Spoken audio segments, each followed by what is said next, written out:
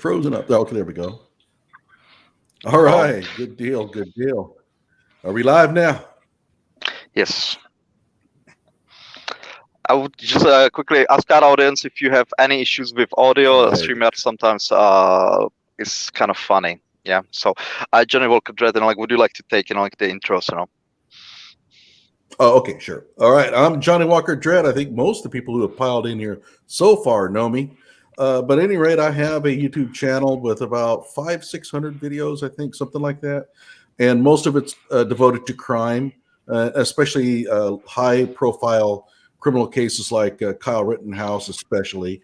And, the Patrick Loyola and Crystal Kaiser cases are something I do a lot of work in. So if you're interested in those kind of issues, hop on over and subscribe to my channel. And I'm joined by Strategic Guys. And Strategic, why don't you tell us more about your channel and what you do? Hey, how you doing? First of all, it's a pleasure to be here. We're actually simulcasting on my channel. So for all of my viewers, I'm actually a guest on Johnny Walker's show, and he's just being very gracious in allowing me to actually throw the feed on my channel as well. So for those of you who are on different channels, people are saying they're getting no notifications on my channel. What's new? This is YouTube. For those of you who haven't heard about me, I'm Strategic Guys. I'm an active duty police officer. I speak about everything. I mean, I guess I started off as a law enforcement channel, but now it just has become a channel about all things related to being an American. So I'm happy to be here, and like and subscribe. Make sure you support my channel as well. Hey, cheers, my mates. My name is Paul. I have a small YouTube channel, Logical Checkmate. I come from Europe, Czech Republic, smack dab in the middle of the continent. My role here is just to provide, let's say, facts, like a logic and reason. You guys do with it what you will. I'm not here to tell you what to do and stuff like that, just to, let's say, provide an alternative perspective on this whole issue, the mass shootings, etc. So yeah, that's me. Hey, Paul, I'd like you to lead off with answering a kind of a question I've been having for you. This thing that happened in Texas, have you had anything somewhat like this before? And what was the police response there? When it comes to schools, we had, only a stabbing. There was a crazy woman. There was administrative mistake, and full-on certified crazy woman was let go, on the street. She grabbed some scissors or something like that, went to school, and a police officer actually, there was a hostage situation where she was holding a girl and was threatening to kill her. She already killed a boy that actually came to defend the girl. And a police officer actually volunteered himself to switch places with the girl, and he had, from that completely slashed open his face, when they were subduing her. So that's when it comes to schools, only that. When it comes to mass shootings, we had one in a restaurant. But it's a completely different situation. The perpetrator committed suicide by the time police arrived on the scene. Okay. And by the way, everybody, the Czech Republic is not exactly like most European countries when it comes to guns. You want to describe a little bit about gun laws? Yeah, sure. Well, basically, we make your gun laws look like a child play, because for us, everything is the same, from 22 revolver, then going to AK-47s, AR-15s, and all the way through 50 cal sniper rifles, up to 20 millimeter cannons. That is all the same category. Yeah. So, and our when we have a gun. The turn back, guns, basically the amnesty days. Yeah, sorry, the amnesty days. People turn in, and I kid you not, full-on tank destroyers, anti-aircraft cannons, and plastic explosives. So, and we are one of the safest countries, in the world, ninth. The last time I checked. Well, this makes my gun sound puny. You could say that. I feel so inadequate now. All right. Strategic, I'm sure you have a lot to say about the police response in Texas, given that you are an active police officer. Why don't you start off here? Yeah, I mean, we've covered this extensively on my show, and I think it's pretty much resounding throughout all corners of law enforcement that this was an inadequate response. I think what we're waiting to figure out is what was the reason for it? Was it cowardness? Was it bad policy? Was it mismanagement? Bad communication? There's so many facets to this whole Texas response to break down. I personally believe it's a mixture of all of those things in one, because there are just some moments where you have to ask yourself, why didn't this particular group of officers press forward? And then there are other moments where the officers aren't pressing forward, and then you kind of understand when you work in a paramilitary organization that if you're told not to go forward, you're not going to go any further. So it's a very complicated story. Right. Okay. So let's suppose they were given the order to stand down, but they hear gunshots. I mean, let's just hear they just hear gunshots. As a police officer, what it would be your reaction, or what do you think you should do? This is a complicated story, right? And when I first spoke about it, I was very emotional about it. But you know, with most people, we settle down, we absorb the facts, and we have to be rational about it. So, you know, it's impossible to answer that question without breaking down what happened. So I'm not going to take up the whole show breaking it down. I think most people who are watching this have heard the timetable quite a few times, but I'll point out two distinct moments, right? The first moment is when those first officers, between 6 to 7 officers, were on scene. Those officers did not have a command staff there to tell them what to do. Those officers were supposed to rely upon the training that they were given to respond to active shooters, which is to immediately engage that active shooter. Whether it's 1 officer or 20, you engage them, you keep engaging them until you stop the shooter. But for some reason, those officers retreated. No commander told them to retreat. So that's where I think there's cowardness there, because they were supposed to keep going. But now you have a command structure there, and that commander is telling you, don't go in. You don't know what information that commander has, because the way that the command structure is supposed to work is that they're getting all the information that you don't have. You're just standing outside, and he's saying, wait. You don't know why he's saying wait. I'm not saying they shouldn't have gone in. I'm just saying at that moment, it could have caused confusion for those officers, because I can't call those guys cowards, because eventually they said, you know what, we're not waiting anymore, and we're going in, the Border Patrol guys. And they went in and they neutralized the guy. So at that moment, the first group of officers, to me, there's something wrong there. Those guys need to be investigated. They might need to be disciplined. They might need to be fired. We might need to collectively call them cowards as Americans. But then that second aspect, I feel like most of that blame lies solely with Pete Arredondo, who was the chief of the unified school system. There's no reason why he should have told those officers to stop moving forward when it started off as an active shooter. It can't change into a barricade when you have people alive inside of the room. Paul, how about you? What was your sort of reaction to this? Fully, and well, the first few days, I kid you not, and people will maybe call me heartless or maybe even an a-hole, but rather take that action as a indication if you guys actually have a problem. And there was another shooting. There was another school shooting in America. Well, yeah, that's it. And I basically didn't look into it, for a few days, because to be honest, that is kind of frequent news, from your country. And again, you might call me an a-hole, and okay, fine, but I'm just saying there are bigger fish to be fried, before that. So put their prioritization there. But after that, I looked into it, and yeah, the for example, the local police response, that was to a degree, are you kidding me? Because mate, if you are not willing to, as a police officer, to basically go and try to stop active shooter inside of a school, then you should think about a different career. I mean, it's dangerous. Yeah, you are risking your life, but that is why you are there. Literally, that is what is expected from you. And yeah, change of scenery would do you good then. Well, I've been thinking about it a little bit myself, and I think that one of the issues Hello? use that. We don't I'm have wondering audio. if maybe the governors of each state.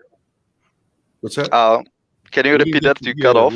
we didn't get your audio. Oh, okay. I'm sorry. Don't know what the problem is, but I think the governors of each state should go to their police departments and county commissioners and say, look, I think we need a courage audit here. I think that each of the police departments really needs, and I don't know how to do this. I mean, I'll be honest with you. I don't know if I'm a police chief, how I would find out who, when the times are tough, who's going to dive in and who won't. But it seems like we have a lot of people on police departments that I don't know if I would be able to trust to do the right thing in such a situation. What about you, Strategic? I mean, do you get the sense that there's just maybe too many police officers who really shouldn't be doing this?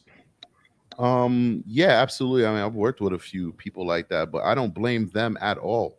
I blame us as a society because we don't respect the profession of policing.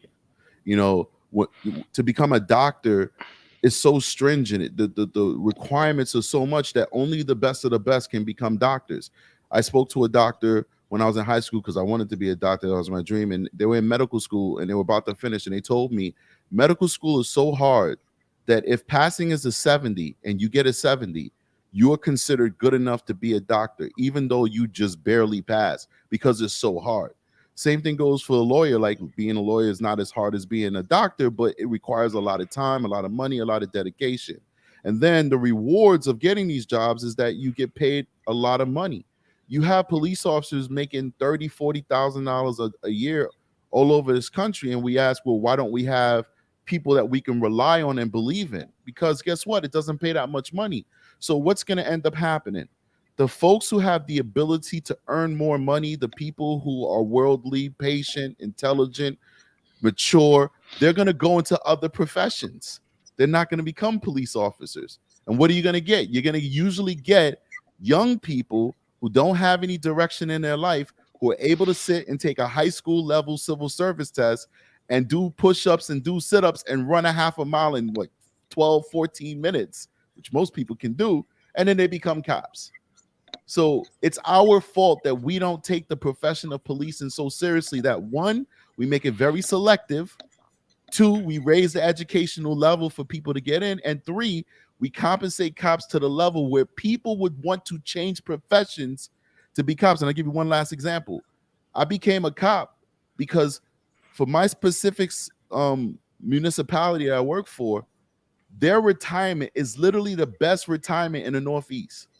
If it wasn't for that retirement, I wouldn't be a cop right now, which means that all the experience that I have being a sex crimes investigator and all this stuff, all the training that I have, that brain power would have never made its way into the police department if they did not have a good retirement package. Look at what people are willing to do when you compensate them. I walked away from a 6-figure salary with 12 years of service in that agency to come be a police officer and start from the ground up. Why? Because there was an incentive to bring my brain power from that other agency to policing. That's the problem with policing. We don't take it seriously. Hey, Paul, what about in the Czech Republic? How do you guys view police officers there? I will, answer your question, but first, I was just smiling a bit, like the strategics, what he was saying, because I was like, yep, precisely. And if I may, we have the same issue with truck drivers. For those of you who do not know, I work in logistics, and the issue there is that those guys are simply not paid enough, and then therefore quality workforce leaves the field. And then companies, need to hire just basically anyone, and then there's shit tons of accidents. My company specifically, we pay quite a lot to truck drivers, and we don't have a problem with that. We have a very quality, high quality workers that work for us, and the same principle is also in the law enforcement. You simply don't pay enough, your employees, your workers. The quality workforce will live somewhere else, to a private sector, to different agencies, etc. Now, to your question, when it comes to the, let's say, respect, to how we view police officers, well, everything's relative, so I will basically just say the difference what I see between the US and the Czech Republic, and that is that if a police officer tells you to do something, you do it. Like you don't ask question, like they basically gave you a command, order, whatever, and you basically do it. If you don't do it, like, and then there's some action against you, you have no one else to blame but yourself. Other than that, like, it depends, like from person to person, obviously, but in general, we respect our police officers. Okay. Yeah, here's my issue of it.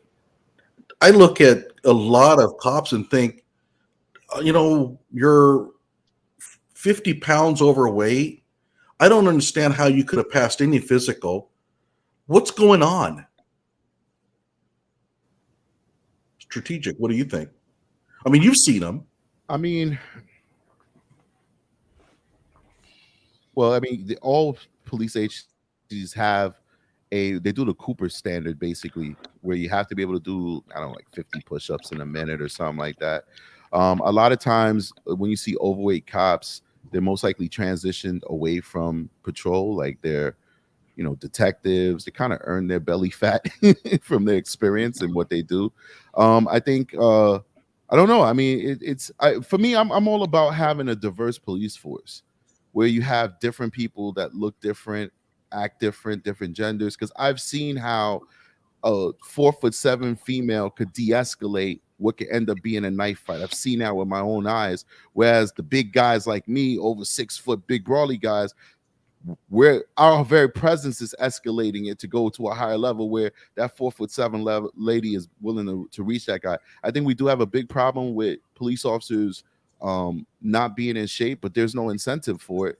What a lot of people don't realize is when the police officers of yesteryear that you remember, who are like 6'2" and 180 pounds, they did away with that because it was discriminating against a lot of people for whatever reason. Take it for whatever you call it. And they also had incentives for people to stay in shape. They used to actually pay people bonuses, but they've done away with a lot of that stuff. I think that police officers should have a duty to try and keep themselves in shape and try and be as healthy as possible. I do agree with that. But at the same time, I do think that we should have a very diverse police force. We should focus more on training and more on getting qualified people. I think the cerebral is more important than anything else. But that's just my opinion. Right. If I may, just in Czech Republic, we have something called anti-conflict team. Those are, for example, old ladies and stuff like that. They go to very violent situations, basically first, to try to talk to the people there. And I even showed that in one of my videos, basically, Americans react to Czech police. And they, have nothing else but high-vis vest. Those are older ladies, and they command immense respect because through their training and ability to, empathize, and explain and talk down very aggressive people. And if you would just seen how they stand face to face with incredibly angry neo-Nazis, for example, just gigantic gorillas, and they talk them down, or at least try to, and they de-escalate those situations quite often. So I definitely see your point there, strategic, that the police should not be only about big brawly guys. Yeah, I actually saw some YouTube videos of those individuals that you described, and they were very impressive. I saw the video with them, talking to neo-Nazis. It was very impressive how they were working and how they were actually commanding respect from those neo-Nazis. But I think all of that is mute because we can't even get people to take the job. So how are we going to convince, these young 6'5", 180 kids to come on the job when we can't convince them? Like, they literally could make more money working in a gym as a personal trainer in your local Planet Fitness, working out with single mother home old ladies, than coming to be a cop. And then when you come be a cop, and somebody said something funny that I wanted to address him. I don't know if you guys see, but it's in my comment section. Mark Beckett, big shout out to Mark Beckett. Much love to you. Appreciate all the support you give my channel, Mark Beckett. He said, what did he say? No, it was before that. Let me see if I can find it. He said, but the police are too PC. The comment. So if you see anything, he said the police are too PC, and it's like cops don't have a choice but to be PC. Evan? Because we'll get sued, we'll get fired. Like if I see a guy who matches the description of a criminal, I have to literally fill out 10 pages of paperwork justifying why I stopped this guy. Even though he matches to a T what was given to me by dispatch, I have to prove that I did not racially profile him, that I did not, that this is a legitimate stop, and I have to document that. It's just I'm being sued. I just got my paperwork last week. I'm being sued for catching a guy who was a burglar who burglarized at least 15 homes. And now he's trying to find some way to sue me. I don't even know what he's suing me for, but I'm still being sued. The government still has to expend to defend his lawsuit, and I may have to go to court and explain why I solved the case. You know what I'm saying? So this is just an anti-police moment, really. Cops can't be cops anymore because there's so many factors that are in place to make our jobs more difficult and to scrutinize our every move. Yep, definitely. What I noticed in US cops is like often in these incidents is be it inability or unwillingness to go hands-on with suspects quite often, and that they result to be it firearms, or some such, or for example taser. And like I'm sorry, but if I compare it with Czech cops, they full on. I, for example, shown an example when they were apprehending a murder suspect, and one of the police officer, plain clothes officer, approached him sneakily from back, put a black bag over his head, and just slammed him to the ground. It looks bad then on the camera, and especially when people who don't understand policing, who don't understand the use of force, they say, oh my god, look how brutal the police officers are, they kick the guy, they beat him or whatever. But hey guys, like sometimes it is necessary to subdue a suspect, and I'm just saying it is far preferable to shooting him. And there is the society pressure of people who simply don't understand, who then put restrictions on you and who sue you, for example, and who can win, because then you have, for example, a jury of people who simply don't understand, and they go from emotions instead of like a reality. Mm-hmm. True. Yeah, to me, I live in a state that's very pro-police. Oklahoma is probably just about the most pro-police state that you're going to find. And, we don't have a lot of turmoil between the cops and, the citizens, I think largely because of it. Like, for example, Tulsa, you just don't want to mess with the Tulsa Police Department. And I think that the average citizen kind of understands that when the cop is telling me to do something, hey, I may not like it. Maybe I better just go ahead and do it. Well, what you see in a lot of places, and I don't know what it's like where you are, Strategic, and I'm not even sure where you live, and you can tell us if you want, but I don't see that. It looks like the police officer is kind of considered like a joke in a way. And again, that's in some areas and not all. But what is it like where you are? Well, I'm in New York. As I say all the time, I can't say who I work for due to the rules and regulations. But I can just describe to you, it's not that my agency is viewed as a joke. It's just that people just don't care. So there's a difference. It's a difference when a criminal thinks you're a joke. There's a difference when a criminal just doesn't care. So the criminal understands you're a law enforcement officer. You got a job to do. You could arrest a person. You could kill them. You could all kinds of things, but they don't care about the consequences. So it's like, all right, if you're gonna catch me, you got to fight me to take me in, and that's a big difference from what I've experienced when I first started my career out. Criminals have respect, where it's like, all right, you got me, no problem. Now it's, you got me, you got to work for it. And I think that's because of all of this rhetoric that happened after George Floyd's spring, if I may call it that. It has emboldened criminals, because especially in like New York, you know, it's not a felony anymore to assault a cop. It's a misdemeanor. So what? Really? Yeah. Wow. Much. Yeah. They lowered it down. They'll drop it down. I think it's still a felony on the books, but they always drop it down to a misdemeanor, and it's bailable, which means that they can just be released. They don't have to. It's no bail. So that means they don't have to put a bail when they fight you. So if you're a criminal, you don't care. You know, all right, if I fight this guy and they catch me, I'm still going to be eligible to get out without bail.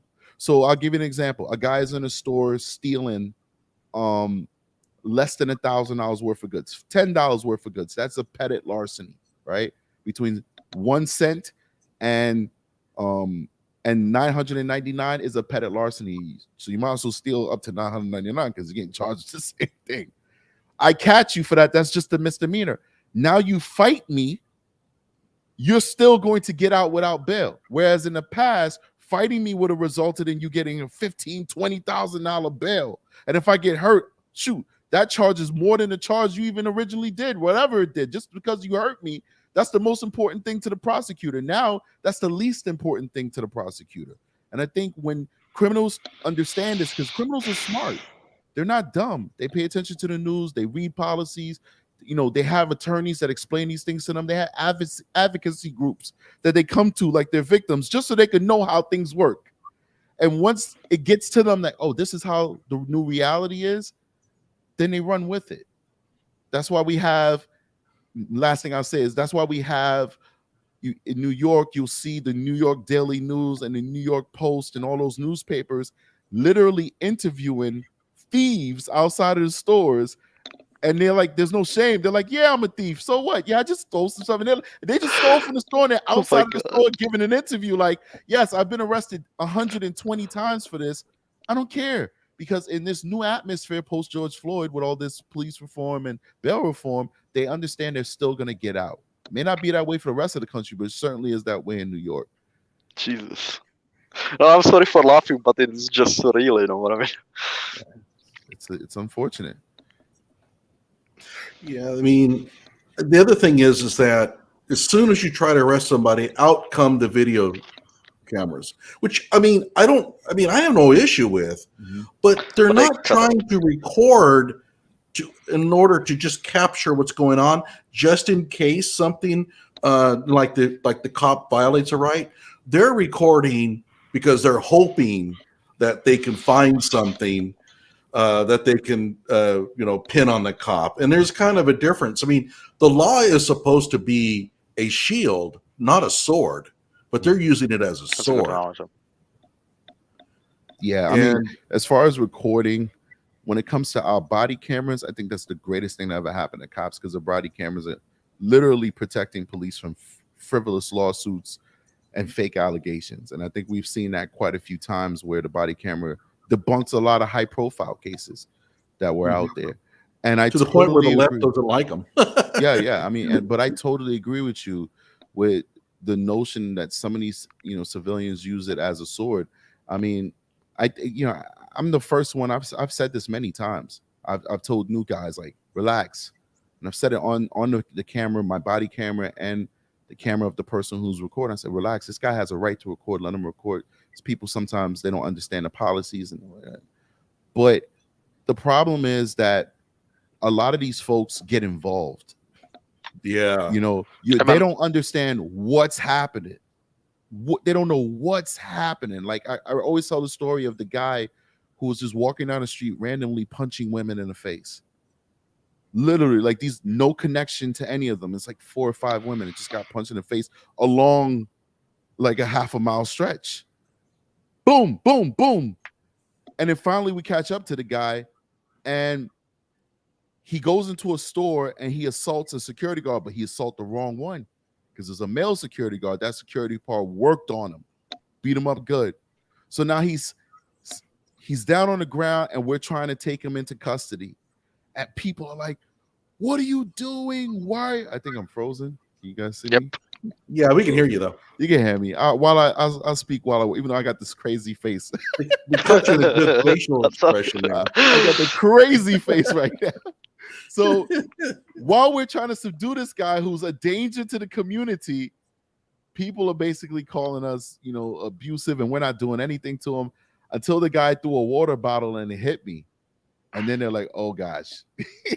They realize Game on now. Yeah, how well, and I didn't do anything. I was like, you see, you just hit me. then people realize, like, all right, this guy is doing too much, and then they finally relax. But they're getting into it. They're in your face. They're calling you abusive. They're calling, what are you doing? What do you mean what I'm doing? I'm stopping the rapist right now. You know what I'm saying? Like, you have no idea why I'm engaging with this person. Why don't you just stand back and record? And if I'm a corrupt cop, you'll see me do corrupt cop stuff, and you can work that out later. And if I'm just doing my job, then you'll see me doing my job, and there's nothing to see here.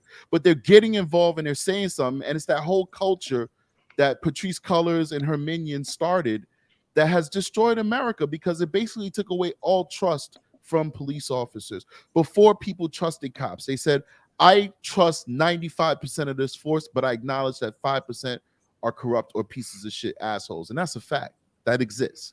But now it's, well, that 5% represents the entire police department. I don't trust you at all. And that's very dangerous to me. It's very, very, very dangerous, because it makes cops' jobs very harder. Well, they should. Go ahead. I'm sorry. Go ahead. The issue there is that people remember headlines only, and simply put, like a police officer doing his job properly will not make the news.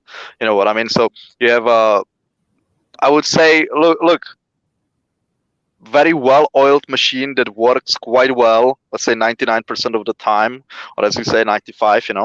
But that will not make the news.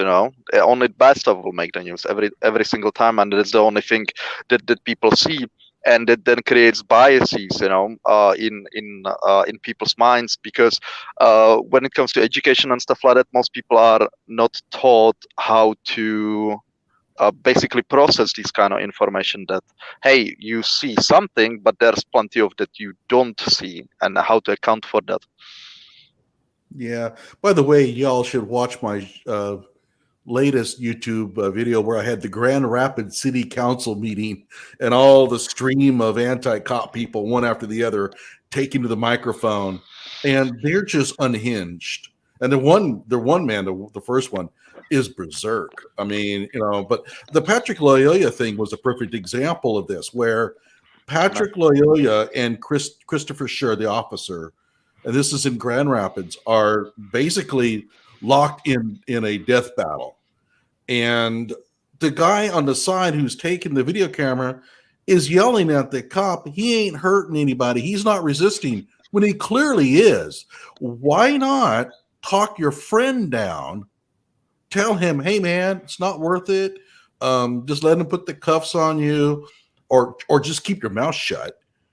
But no, and instead, he's basically jacking up the tension between the two. He could have stepped in and maybe helped, the officer subdue his friend. His friend would still be alive if he had. And nobody criticizes him, and it's like, is it really that important that you get this story that you're going to allow your friend, or at least raise the stakes in your friend getting his head blown off? And that's what happened. His friend got his head blown off because he just couldn't keep his mouth shut and do the right thing, in my opinion.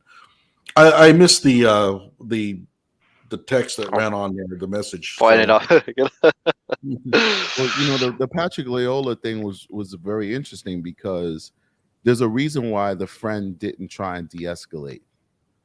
There's a reason why the friend was saying inflammatory statements that probably made it worse, or maybe not, because the friend was wasted. He was drunk out of his mind. And so was Patrick Loyola. And we now get all these race hustlers trying to turn this into, this guy was targeted. Why did they stop him? That officer is a hero, because Patrick Loyola came to this country and he did nothing but commit crime since he came on this rock, this American rock. He did nothing but commit crime, nothing but abuse women, steal cars, get drunk multiple times. He was a .21 blood alcohol level, which is equivalent to 15 to 16 hard liquor drinks when that police officer pulled him over. Not only that, but we all know he was driving without proper tags on the car. They had switched the tags. The car was probably stolen, and he didn't have a license on him, plus his license was revoked. Yet people still question why the police officer pulled him over in the first place. If anything, that officer probably prevented Patrick Loyola from running over a pregnant woman and kids, because for some reason, whenever somebody gets run over by a drunk driver, it's usually a pregnant lady.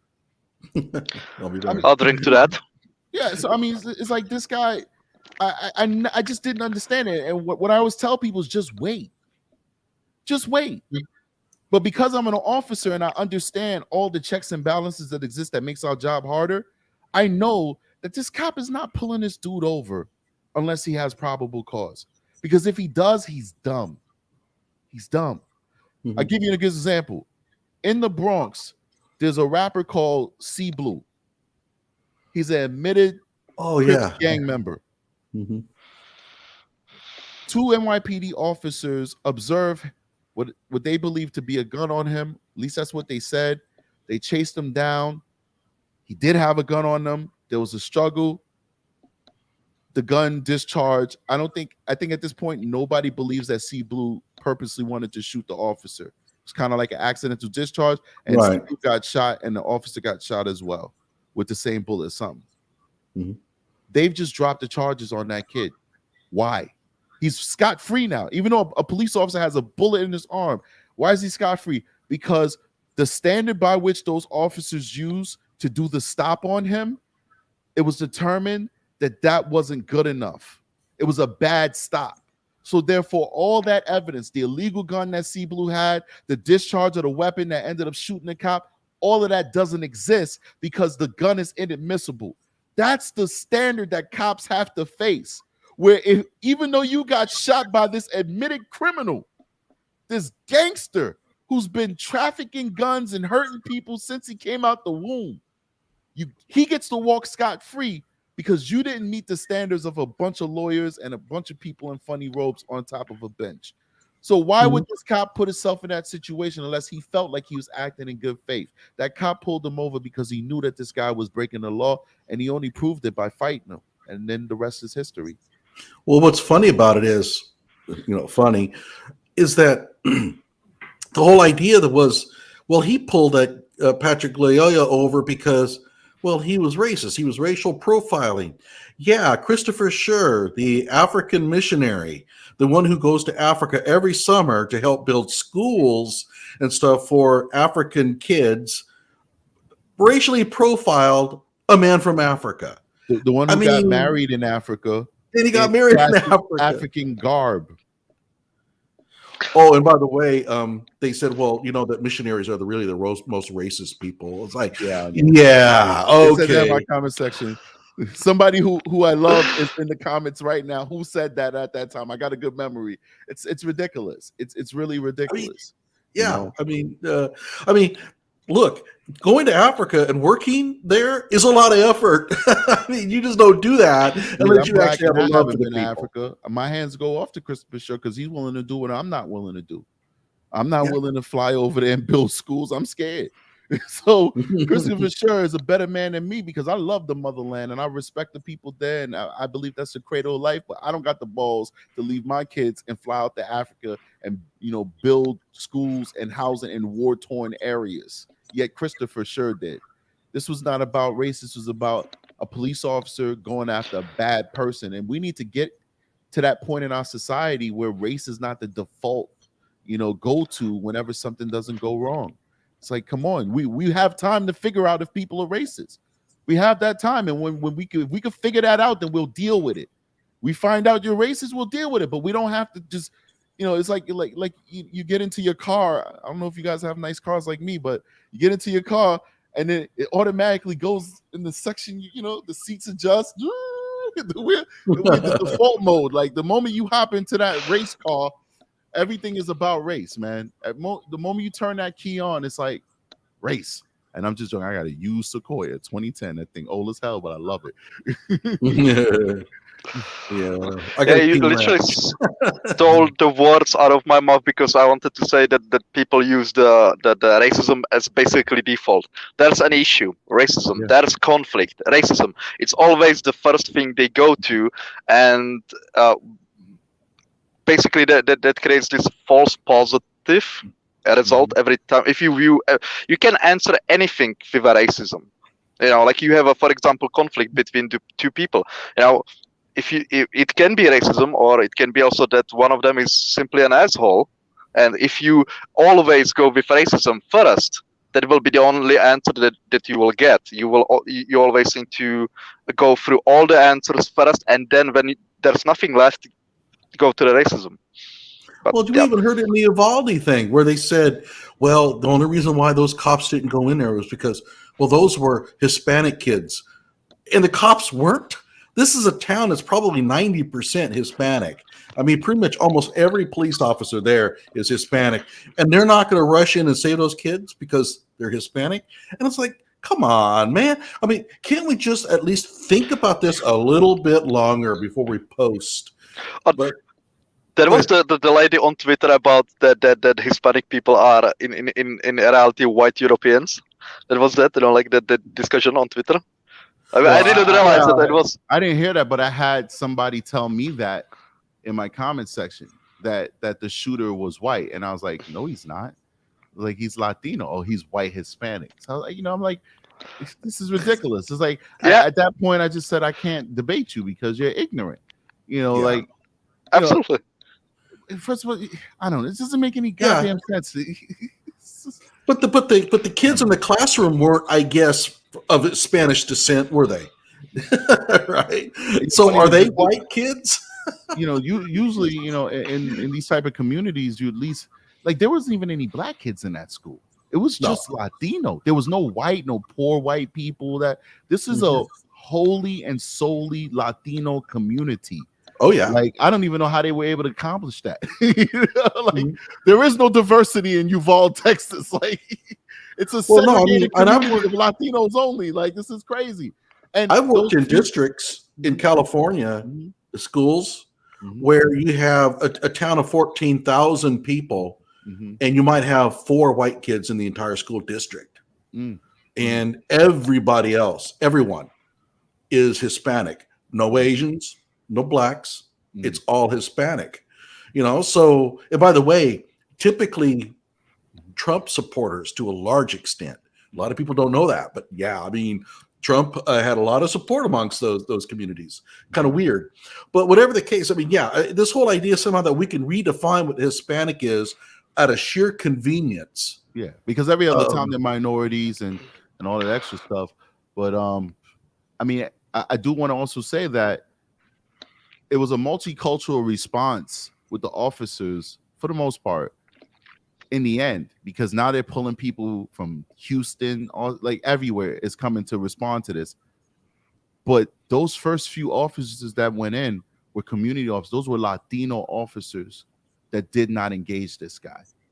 So this was a community that was victimized by one of their own, and the victims were one of their own, and the police responders were one of their own, and that failure lies within that community. So for people to make this a race issue is retarded. Arendande is, I mean, this guy looks like he's very, very indigenous minority Latino. Like, come on, this is ridiculous. Okay, so now what would the average day be like for one of the police officers now as they walk around and patrol? Man, listen, those guys, they've lost the trust of their people beyond anything that we've seen. Like during George Floyd, people were just hating cops because it was the thing to do, but they still were utilizing police services. Like, I'd have people like, F the police, and then they'll call the cops like, yeah, I gotta make a report. Somebody did this. And it's like, you don't see that same energy. This is different. People are looking for scapegoats. They're looking for people to blame for this tragedy because they can't blame the killer because he's dead. And the police are rightfully taking up that mantle because, there's just 2 major failures. The major failures was the teacher that left that door open. Shame on her. and they know who she is, and she needs to be fired. Not criminally charged like what people are saying. This is America. It's not the gulag. We don't do stuff like that. She's not the one to pull the trigger. She did an accident. I'm pretty sure. She didn't open the door like, come on in and kill the kids. Although a lot of people were saying that. It's retarded. A lot of people, she made a mistake that cannot be corrected, that you can't come back from. She needs to be fired. And those resource officers, because there's something really fishy about that resource officer situation. And I want to break it down real quick. They get there. They hear the call on the radio that a guy is shooting at the funeral home. By the time the police get there, he's in a parking lot hiding behind a car, allegedly. They said they could see that on the camera. Hopefully we'll get to see that camera for ourselves and be the judge. The resource officer drives right past him. I'm not mad at that, because when chaotic situations, you don't know who's who, you don't know what's going on. If he's hiding behind a car, I probably would have drove right past him too. He drives right past him and goes to the school, and he believes one of the teachers at the school is the shooter, but then he's corrected. And then they said that there's gunfire exchange for like a minute and a half, but it's not the school resource officer shooting, it's the kid shooting at the school. So where's the school resource officer? Because he's on school grounds, and this guy comes from his hiding spot and starts shooting at the school again. I don't understand why he was not engaged in a parking lot, and the news is not explaining it because they're not getting the answers. They're saying, listen, this is what they're telling us. It sounds crazy, but we don't have the evidence to prove for ourselves what really happened. So basically, there's like a dead spot between him in the parking lot, the school safety guy coming on the grounds, thinking that a teacher was a shooter, realizing not the teacher, and then him walking into school. It doesn't make sense. Mind you, they got calls that he was shooting at the school. Everybody in the school was calling at that point. Kids have phones too. Everybody was calling out when he's shooting at the school. He's shooting at the school. The shooting at the funeral home was old news by that time because he started shooting at the school. Yet nobody could catch him in the parking lot. And then finally, when he goes into school, they exchange gunfire. Now we know that 2 officers get grazed. What the hell does graze mean? I don't trust these guys. Graze usually abrasion or a scratch on your skin by a bullet, but I don't trust what their explanation is, meaning that they were grazed, because 2 out of 3 were grazed and they all 3 left the fight. If you get grazed, I'm gonna keep pressing. Grazed, what the hell does that mean? You gotta stay in the fight. So it's a flesh wound. It's a flesh wound. It's bullshit. It's superficial. It's no arteries. If you get shot and you got to get out the fight because you're a liability. What about the 3rd officer who wasn't grazed? Why didn't he keep pushing? What about the other officers, the 4 other officers that went in a different exit? Why didn't they push from their angle? Doesn't make any freaking sense, man. It just sounds like cowardice. I think that you're being very unfair. That graze could get a nasty infection. Maybe. while you're treating your infection, I know you're joking, but while you're treating your infection, little kids are getting slaughtered. Oh yeah, this is that's yeah. I mean, how did those officers walk out of that school? Because Aaron Donde wasn't there by that time. No command staff was there. It was just bottom level police officers there. How did those bottom level police officers, without being instructed, ordered, threatened, or from anybody, they're just relying on their training and thinking off their feet? Why did they decide to run out the school knowing that there was an active school shooter still in there killing kids? And the community knows that. And that's why I'm pretty sure those cops aren't even on patrol right now. To be honest with you, most likely neighboring towns in these type of critical incidents like this, neighboring towns will start picking up patrol. Usually you see that, like if there's like a death inside of that police department, neighboring towns will pick up the patrol so that those officers will have time to grieve. The sheriffs. Yeah. But I think right now they're probably doing that because the people don't have any confidence in the police force. Well, not only that, but if I can imagine that if some parents that lost kids there would see some of those officers now, like driving, like doing a patrol on the street, I don't think it would be pretty. I think those parents would basically get overcome by emotion and would attack, like those police officers. And I personally, I must say, I don't blame them. No, I mean, if I was one of those police officers, I'm leaving town. I'm not coming back. You know, I mean, I'll just be gone because what else? I mean, you couldn't order a coffee Johnny Walker Dread cut out again. without having. You would be getting people in your face constantly. I mean, it would be brutal. I think it's deservedly so.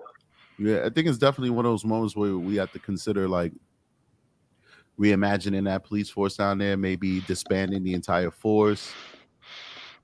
You know, getting the sheriff to cover the area, because a lot of times the sheriffs will have more training than the local police force because the sheriff is getting funded by the whole county, whereas the local police force is going off of the tax dollars of that place. Like they were saying, they're waiting for a shield. That's what that one of the rumors is, that the reason why that first group of officers left, they wanted to wait for a shield. The trainer says you don't wait for a shield, you don't wait for SWAT, you don't wait for anything. But even so, why don't you guys have shields? Like this is another issue. Like this is their excuse, but they shouldn't have that excuse, because if you're gonna send cops out, they should have the tools. They should have a shield inside of their car. You know, these things should be readily available to the police department. I mean, it's sad that we don't properly fund our cops. Yeah. Well, what would they have done before the shield ever came into existence? Because that's a relatively new thing, as far as I can tell. You would know more than I would. Ballistic shield's been around for a long time. What has changed is the composition of the shield. So shields have been around for decades, but maybe they were a big piece of steel. You know, it's super heavy. Now they're lightweight. They're hardened plastics and hardened glass, or like Kevlar, etc. So they have been around. It's just that they become lighter, and just more efficient at stopping rounds now. Yeah. Right. Do we have any comments in the section there, logical, that you or Paul that you'd like to promote? I don't see any, but I think if we may move the conversation of we bit the gun control direction, because I think we kind of talked the police angle, let's say, quite a lot. No, I don't particularly see anything. My feeling about it is that we haven't hit the new wave. The new wave, and this is my prediction, but I think that the future is going to be running people down with vehicle.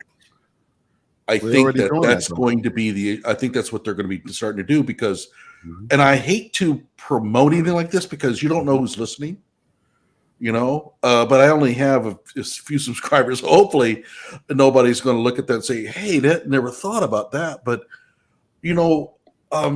I don't understand how that has not become a thing, because you have Grand Theft Auto, you have the video games, and this is really personal when you get to run somebody over, and you have a crowd of kids, and there's nothing that you can do about it. I mean, you can talk gun control, but you can't do vehicle control. So what's going to happen then? And I'm just saying, I think that that's going to be coming around at some point. All right. I think well, they're already doing that now, because we had the Waukesha terrorist Christmas massacre, which was a guy running through people, and I think before that they had that I think they called them white supremacists. I don't know too much about it. I didn't cover it on my show, but the guy at that protest, he ran over that girl. Yeah. Whatever. But I'm not a gun guy.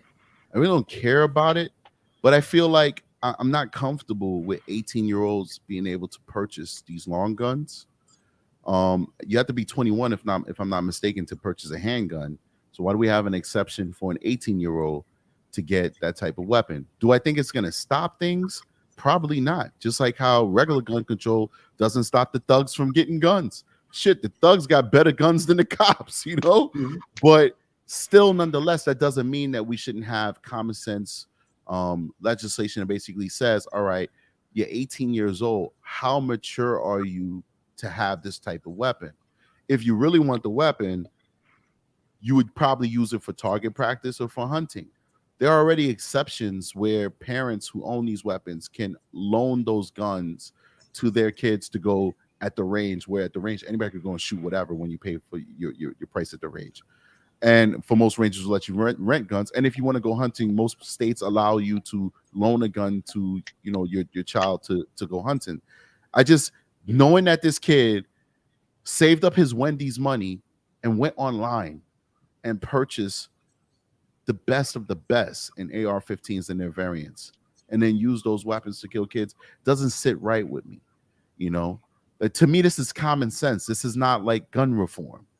You know, it's not like taking anybody's rights away. You guys said we could curse, right? So I'm gonna curse. Fuck the rights of an 18-year-old. Now, if you're telling me a 21-year-old you can't, then no, I don't agree with that. But we already have that. Handguns to me are more lethal than those guns because a handgun is concealable. You know, you can literally get embedded into a place that you want to cause mass destruction with a handgun. Whereas, what do we see all these school shooters and mass shooters? They're all walking around like they're ready to go to Fallujah. So that at least gives some people a cue, run, take cover. Whereas a handgun, you can conceal it, get where you want to go, get comfortable, and then decide to unleash your carnage. Well, if you want to do that the right way, you have to be 21 years and up to do that. But yet we could give these long guns to fucking emo kids who don't know if they're gay, straight, whatever the hell he was, who's killing cats and all that crap. He's probably died a virgin. Seriously, that other dude from Buffalo, he was an incel. He's a freaking virgin too. Maybe that's another thing. Maybe like we need to mandate some coochie for these dudes. Like, yeah, so sort of. You get it on your own, we'll pay for it. No, like you like just psychologically, you're right there. For example, the let's say a lack of women's company were quite a reason for quite a lot of conquest of aggression throughout the history. For example, the Muslim conquest, you know, like of the 8th century, that was mostly fueled by the fact that in that culture at the time, the powerful man could have harems of hundreds, sometimes even thousands of women. And well, how you should get a woman? Well, go conquer that land over there. So that is, you know, like that is definitely, that's a part of it, you know. But there's like so much more why these, you know, like situations happen. There's not a single motivation. You know, like sometimes the people are bullied, you know, sometimes they are mental, sometimes, you know, and you go down the list, there's so many things. So that's an issue. But when it comes to the gun control, you guys have incredibly lax gun laws, you know, like in comparison. We hear about that is basically a cultural thing because you have everything lax. You have a driving license lax, you know, like in comparison, you know, like with us, like by far. You basically fill out, you know, like in some states you make a fill out basically application and you have a driving license, you know, like from my understanding. I could be wrong about it. That's not how it works.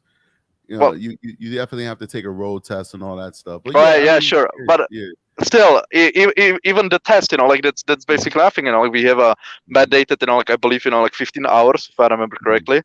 You know, that you need to go with an instructor. You need to quite the test is quite hard. You know, so like basically getting a license in the United States for anything is incredibly easy when you compare it with the rest of the world. So that's to a degree, you know, like a cultural thing, you know.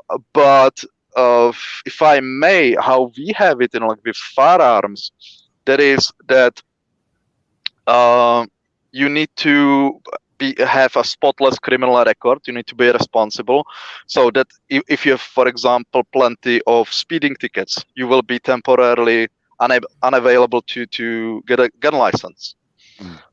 Then you go through training, a legal one, so you know when you can use legally your firearm. You go through also practical training, you know, like disassembly, cleaning of the firearm, and then target, you know, like marksmanship test, you know, like where you also demonstrate that you can hit actually what you aim for. And with that is also a psychological evaluation. And I noticed someone was in the comments writing that psychological evaluations are slippery slope, because if someone doesn't like someone, they can just deny him. Well, yeah, or you can appeal it and just go somewhere else. That is at least how it works here. I think the slippery slope is that the psychic evaluations will just simply be made tougher to prevent the average person from being able to get Hello? Yeah, in the actual testing would be an issue. Yeah, here there might be that we are a wee bit exception, because what I noticed, people are very professional. Like they take their personal position out of their professional life.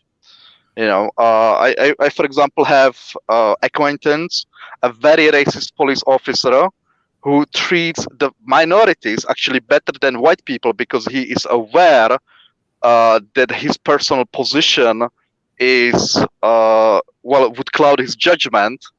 Therefore, he treats them even better because he's professional. At least that's how he described it. And I actually asked the Roma people, you know, like, or Gypsy people, as you might know them, and they actually prefer working with him.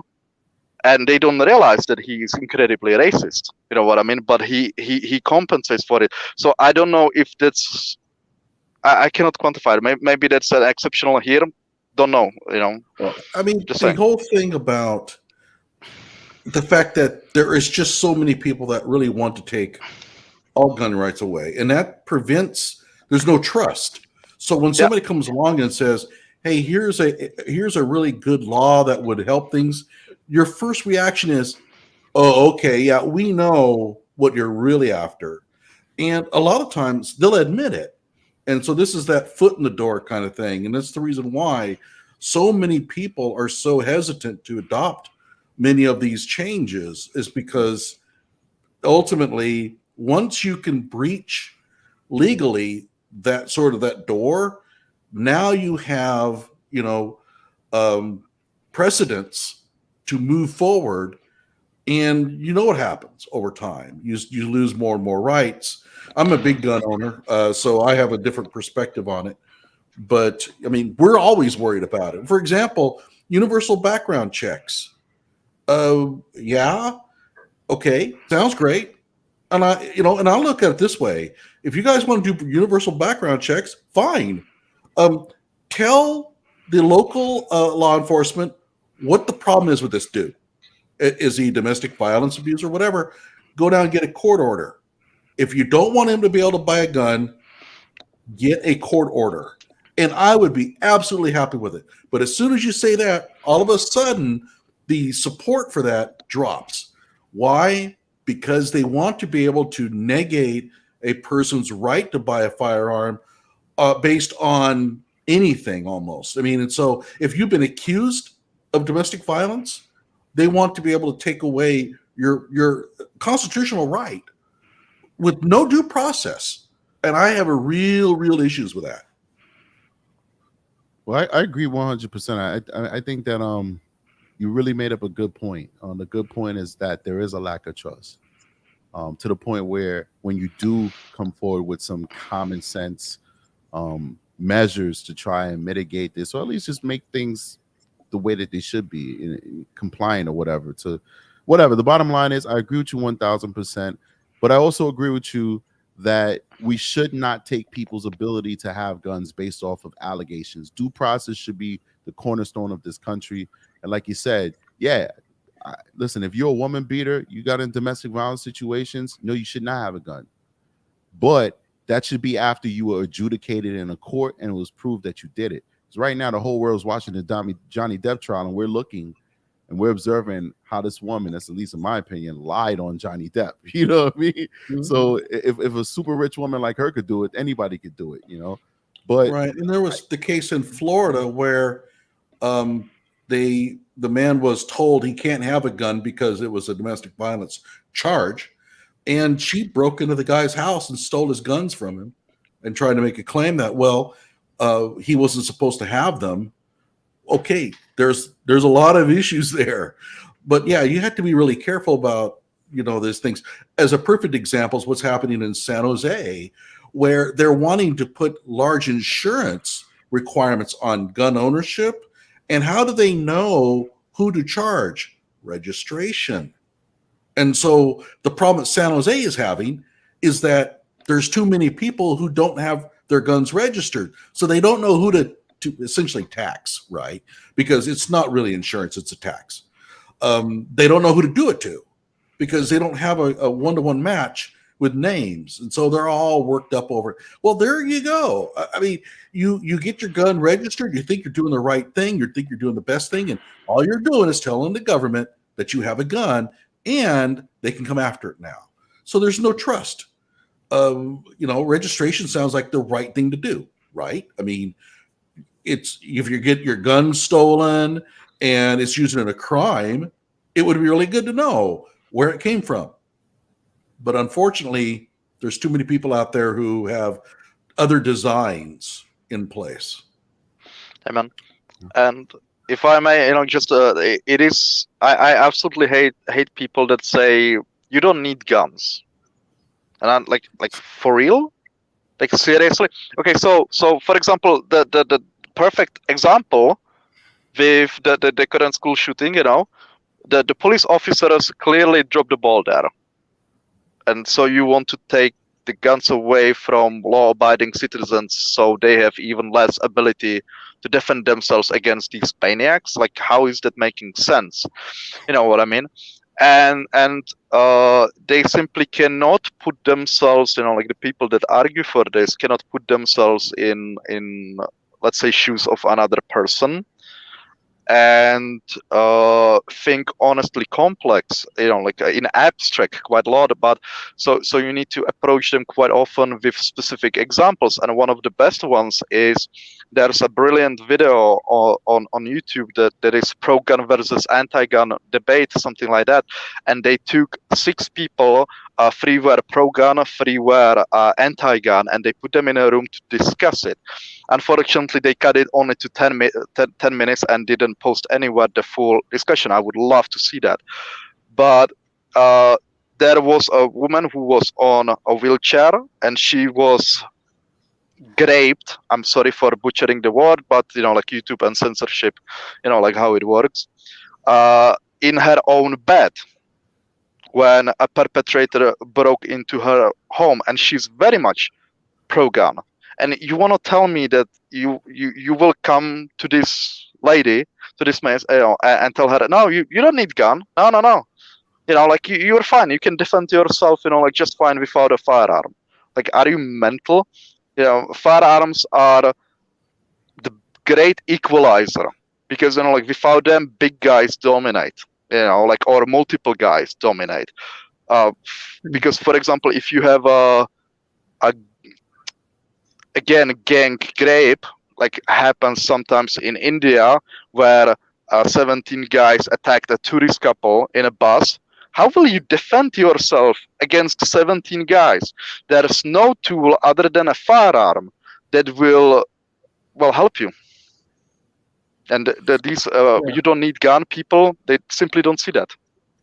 Well, keep in mind also, though, the left has kind of shown their true colors on this with the Crystal Kaiser case, because she took a gun to this man who was, in their mind, sexually trafficking her. That's Crystal's side of the story. I tend to not believe her, but okay. So she goes to his house and shoots him dead. And for some reason, the people who are absolutely adamant anti-gun have no problem with her using the gun in that instance. So what is it then? I mean, is self-defense, as they think it is that an acceptable use of a gun? Well, again, they just cannot be consistent on this because they look upon gun owners as conservative. That's what this is about. They see the gun owners, the people who really don't, I would say gun enthusiasts, as political opponents. And that's what drives them so much. I always look at some of you folks as better people than me because in the Crystal Kaiser case, that guy was a child rapist. Doesn't matter how you put it. It's been proven he had sex with underage girls. I can't defend people like that. So I don't give a damn what Crystal Kaiser's reasons for going there.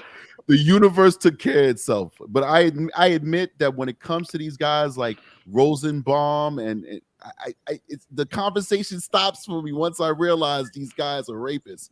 I don't give a damn. I wish there were other examples we could use than these type of examples, because those guys don't deserve any type of mercy in this world. Right, but keep in mind though, the fact that she used a gun is being.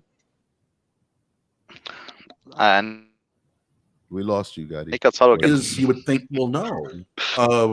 You used a gun for self-defense? I thought you were supposed to be able to do that. So, yeah, I mean, I get it. By the way, I should make clarify the sexual trafficking thing. There's no doubt that Crystal Kaiser has been raped, abused. Whether she's been sexually trafficked is another issue. He was pimping her, and how you don't know that. I haven't dug into this case in a long time, so I will not question you on the facts. What I heard was that he was pimping her. I don't know that to be a fact, so you're 100% correct. That's what the police are alleging, and to my knowledge, it hasn't been adjudicated. Well, no, the police are actually claiming, the prosecution's claiming that there's no evidence that she was being sexually trafficked. I thought it came out on like the first trial, because it's like her second trial, right? No, she hasn't gone to trial yet. No, so they're trying to get her a second trial to get her out of prison or something like that, or get her. Well, no, let me explain.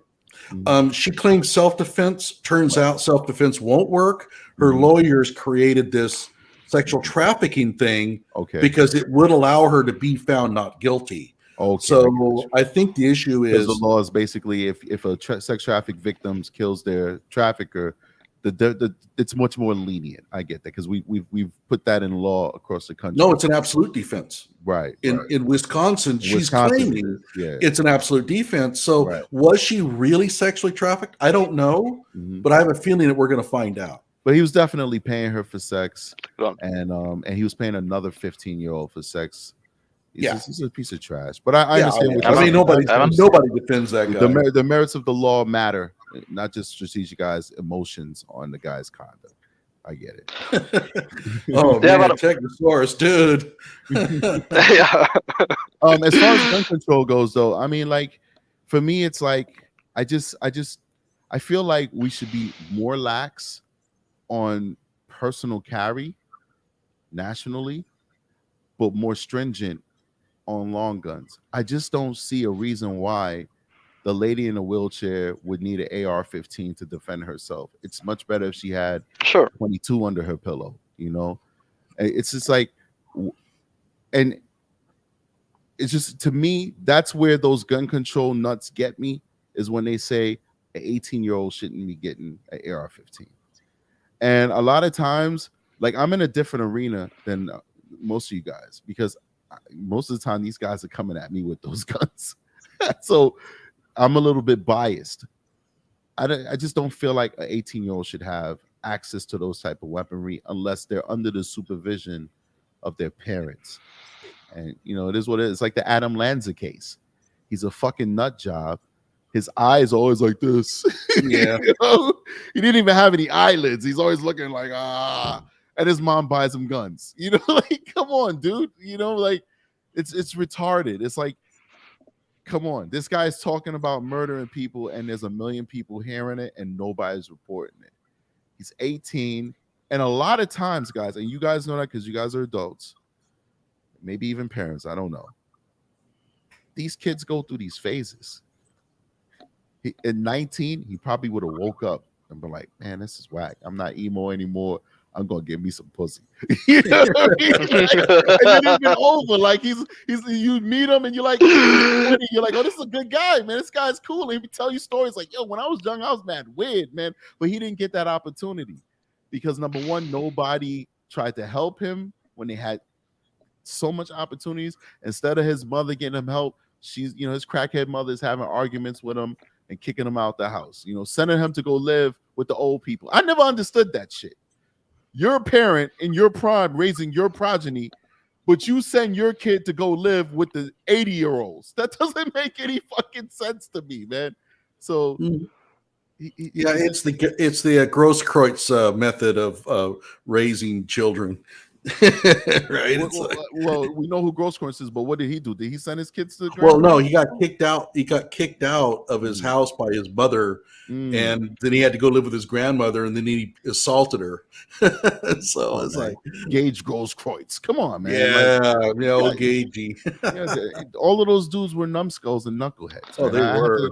I had to get at somebody in my comment section the other day who equated Kyle Rittenhouse to Adam Lanza and the Buffalo shooter.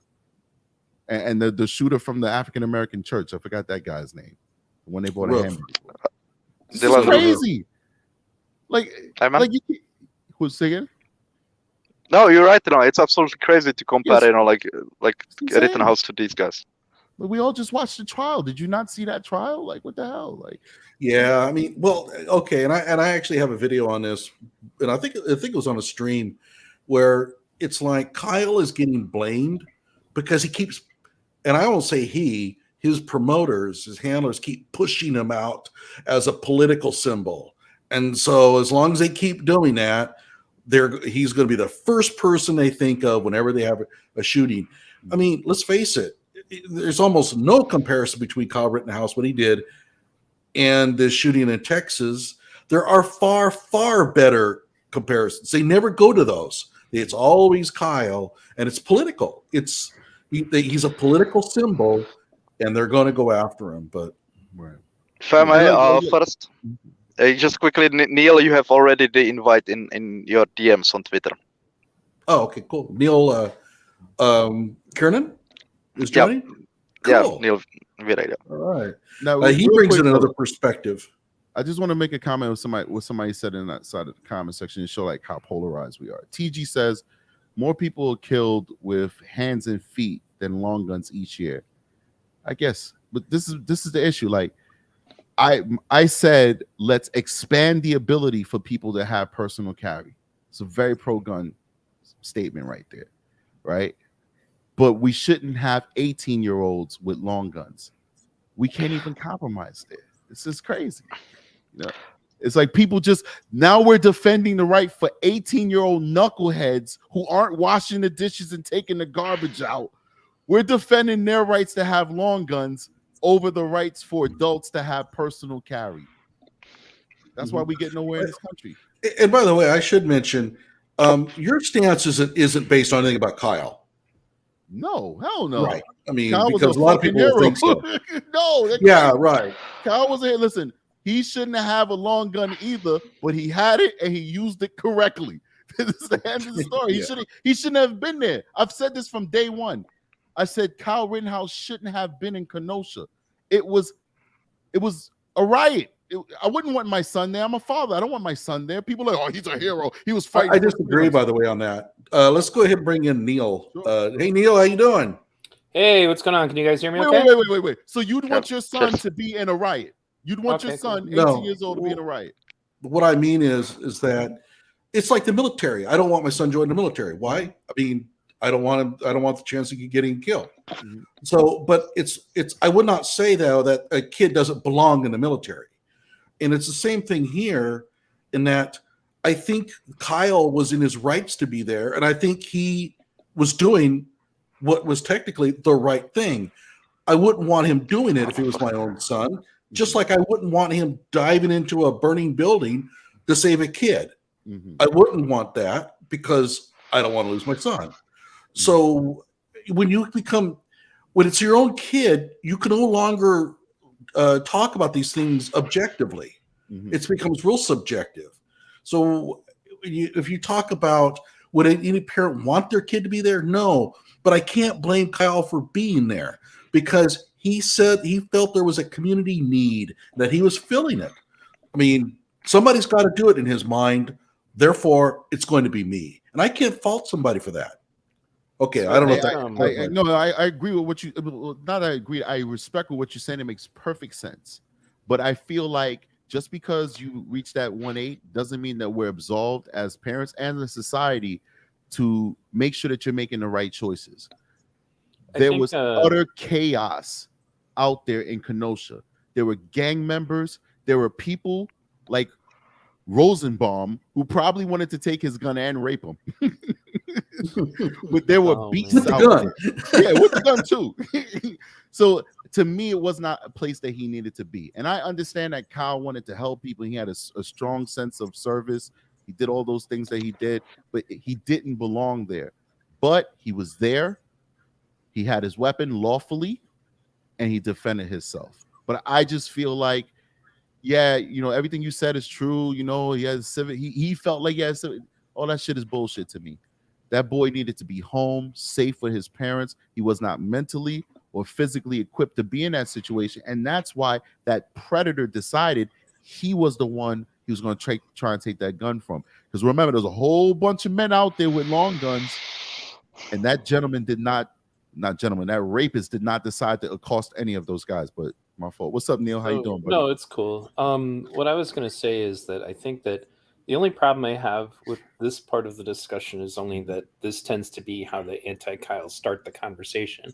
Mm-hmm. Like, it always starts with Kyle shouldn't have been there. Now, don't get me wrong, and I've said this on my own video, Strategic, that I don't think it was wise, and I wouldn't want my son doing it either. But it doesn't change the fact that they start the conversation there, because then, as far as they're concerned, anything that happens after that is his fault. His liability. If they attack him, then it's all on him. That sounds like a personal problem for those folks. Strategic guys, I don't care what they say. Oh, no, I know. You know what I'm saying? Like, this is how I feel. Right. So what I was going to get at, though, is just to say is that they also don't bring up the very obvious point that there's always this issue about, like, the chronology of events, is that they leave out that there's a bunch of other people who should not have been there. Yeah. Like, dozens of them, and like the final straw was things like them breaking that poor guy's jaw at the furniture store and stuff like that. It's as if they, in their minds, and I know this is not you, okay, this is not in any way reference to you. In their minds, the wrongdoing didn't even start until other people showed up to try to do something, because the police in the area weren't doing anything. And that's definitely bullshit. Right. Yeah. I mean, unfortunately, they're in a situation where, kind of comes down to, like, what are they going to do? And I don't like the way things went down. And I do think that, like, I guess what they said was that Kyle got sent to that other location via his phone or something, so it's like an adult sent him over there by himself, which is kind of stupid. The whole situation wasn't a good idea, but it's important that they acknowledge where that idea started was the bad idea of, hey, let's just systematically burn down Kenosha, because that'll show them. They'll definitely be more concerned about police brutality if we go destroying everybody else's businesses. And we'll definitely learn better about racism if we destroy, say, the ice cream shop that happened to be owned by a, Mexican immigrant family. That'll show them. That kind of stuff, I guess, is what I was getting at. Everything that you're saying, again, I've said that. I don't think it's wise. I wouldn't advise that my son go to such a thing, but I can tell you myself, even from the perspective of somebody who used to go to those things and cover them, I wouldn't go to one of those unarmed anymore. Not a fucking chance in hell. No way. Mr. T makes a good point inside of the comment section. The very same people who will just steadfastly defend Kyle, which I'm one of them, but I don't fall completely in the category, are the same folks who don't defend Trayvon Martin for defending himself. And I don't understand that, why it's bad for Trayvon Martin to fight this guy who is harassing him for being a place he needs to be, but we don't get that same energy when it comes to Kyle Rittenhouse. And I think these are the things that divide us. I'd like to get your take on that. Like, what do you guys? Well, actually, I think we had a disagreement on that. We had talked about having a show where we would dissect the Zimmerman thing, but we never did. We should. We should absolutely. Yeah. I'm going to bluntly say that I don't know enough about that case. Guys, like, while being the youngest and while being, like the foreigner, I'm going to kind of spank you, like your behinds. We should stick to the topic. That is kind of the mass shootings, like the Texas stuff, and stuff like that. But if I make just quickly with the Trayvon Martin, like deal, why people are not so passionate about it. It was mostly because there was, at least for me, what made Kyle the most important case in the history of the United States is that everything is on camera, yet your nation cannot agree on what happened. How is that possible? Only because there are like every single media lied about it. That's Right. just a good conclusive point. evidence you have issue with media. Whew, holy shit, So mass shootings, how do we prevent them? Maybe somewhat, like, or something like that. Because we kind of strayed away from the topic, mates. Yeah, and I agree with you. I mean, we tend to drift. I'm going back onto the deal. What do we do about the mass shootings? And again, here's what I would suggest. Let's suppose that mass shootings get supplanted by mass vehicle, I don't know what you'd call it, massacres. What would you do then? I mean, you can't ban the pickups, right? So you got to go to plan B. What is plan B when you have in a scope of a week, let's say 3 or 4 cars running through crowds of kids? If I may, I could quickly take a lead on that. You don't have a simple answer how to stop these massacres. Gun control alone will not work. Your country is oversaturated with firearms. To a ridiculous degree. You would need to do quite a lot of changes about it. Also, maybe distinguish when someone supplies illegal firearm to a mass shooter or a terrorist, to have a higher basically penalty for those people that supply these kind of weapons.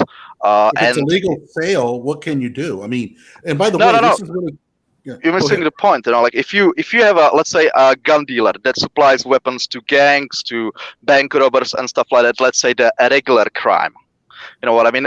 Leave it as it is. But if you have a gun supplier who supplies a terrorist, who supplies a mass shooter and stuff like that, you should set a precedent that your law enforcement will throw everything they have at it. They will go to the ends of the earth to find that gun supplier and punish him by a higher standard. You would have to pass laws and stuff like that for that. Obviously, you don't have that right now. Now, what this will incentivize is these illegal gun runners would then actually run a kind of a background checks on their customers, because why risk a very why risk angering the whole law enforcement apparatus of the United States and having them on your tail for selling what AR-15 to some 18-year-old dighead? Why do that? So buddy, why you want the gun? Oh yeah, right, here on your Facebook it says that you would like to shoot up a school. I don't think I will be selling to you. Something along those lines. That is one of many steps. This is a complex problem that you would need to tackle on a social, on society level, basically. But those are some. I've heard a lot of people say, well, what we should do is hold people accountable if the gun is used in a big crime like this. But if it's a legal gun sale, I mean, and I keep in mind, I mean, what you're describing, I don't think is going to solve any of these problems, because I don't think any of these mass shooters ever got guns that way. Yes, that is another issue. Yeah. So, but going back, put me in the queue when you're done. Go ahead. But if all of a sudden they started using trucks instead, what would you do then? Because you can't ban trucks, you can't make kids not drive. So at that point, I think what's really good about this is that it forces us to look into a plan B a little deeper into the solution, right? Absolutely. As I said, this is a complex thing that you need to tackle on many fronts. It is not just ban, or restrict firearms. It will not solve the problem on its own. What I said was, okay, let's say you somehow figure out gun control that everyone is happy with, that will keep the guns away from these deranged people somehow. There are ways. For example, again, we managed to do that. Yeah. Let's say you would agree on that. Okay, then there's argument that criminals will always get guns. Okay, and so I'm saying is that if you would have this gun control in place to basically distinguish between terror attacks, / mass shootings and regular crimes, for gun gang purposes, like for bank robbery purposes, because that will, if these mass shooters would get these weapons only illegally, that would then incentivize these illegal gun runners to run a background check on their customers. Yeah, you would need to change. You are bringing the pickups, like running into people. Well, guys, you need to change, like your healthcare, because like when it comes to mental health, you are abysmal. I'm sorry, I will say it how it is. You are a joke. Like for a country, crazy people are running fucking everywhere.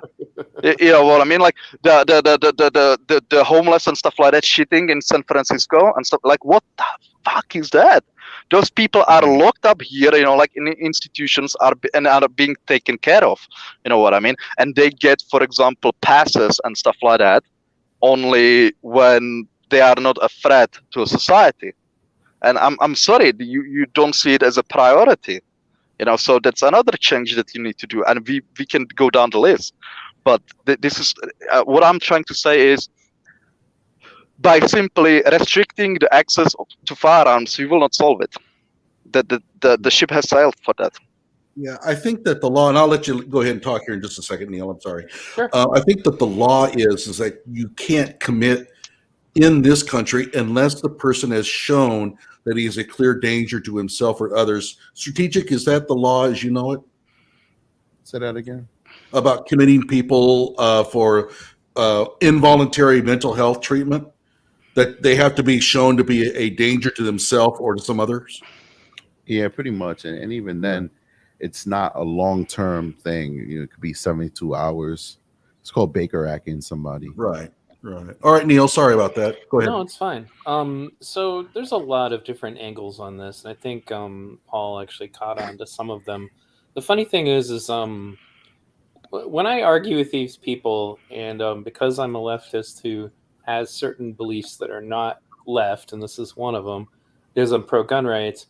A lot of them have like some kind of ridiculous attitudes about a lot of these things. I do think that healthcare, mental health care, like I remember actually there's a huge mental health facility here in Michigan that got shut down, and they just let everybody go.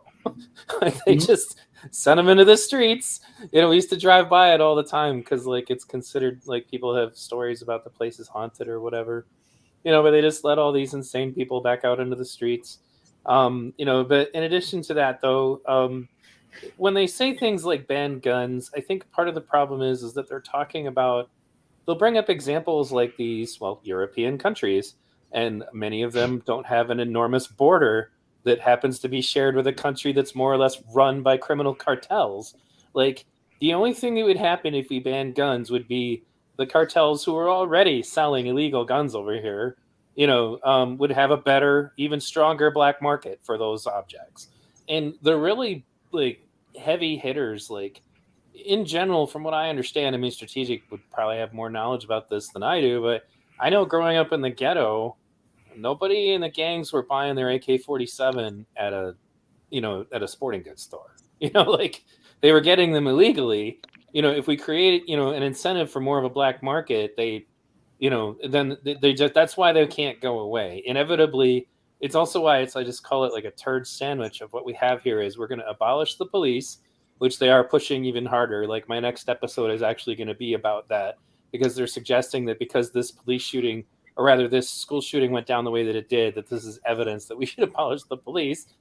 So then we also have, you couple abolish the police with, and we're going to take all your guns away.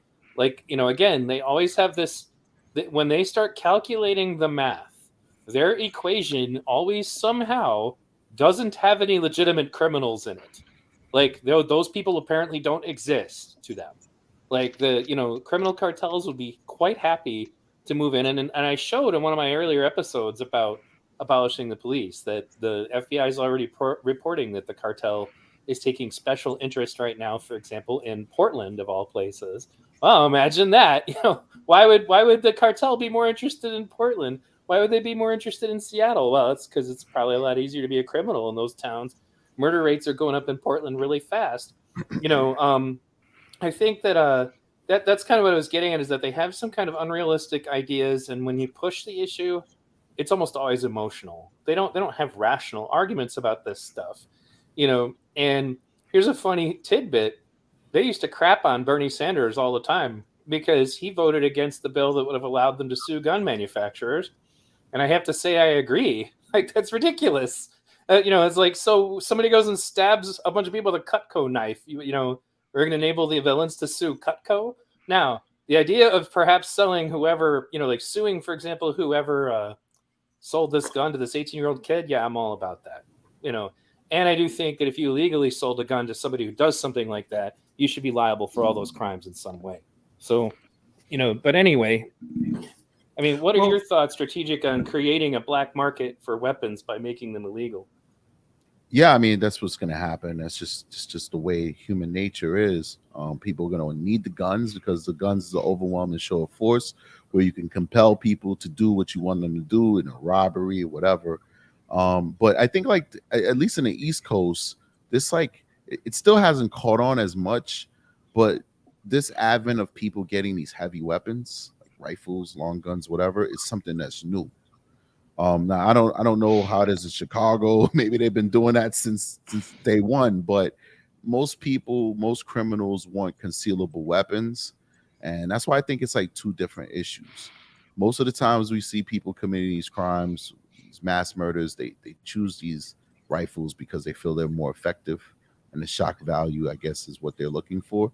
But I think we can have two separate conversations. I think would be much more safer if more people were allowed to conceal carry.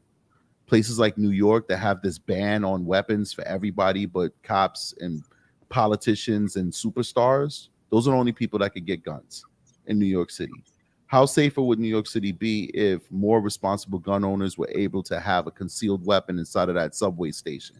But at the same time, I don't feel that 18-year-olds should be able to have these long guns. You're 22, you're 25, you're 21, go buy all the long guns you want. But I as a father, I still think that an 18-year-old is a child, and I don't believe that they should have the ability to do that. And when people say, lastly, you know, well, you can go to the military, you can vote. Number one, I don't think kids should be able to go to the military at 18. I don't want kids running around with PTSD because they're in Fallujah.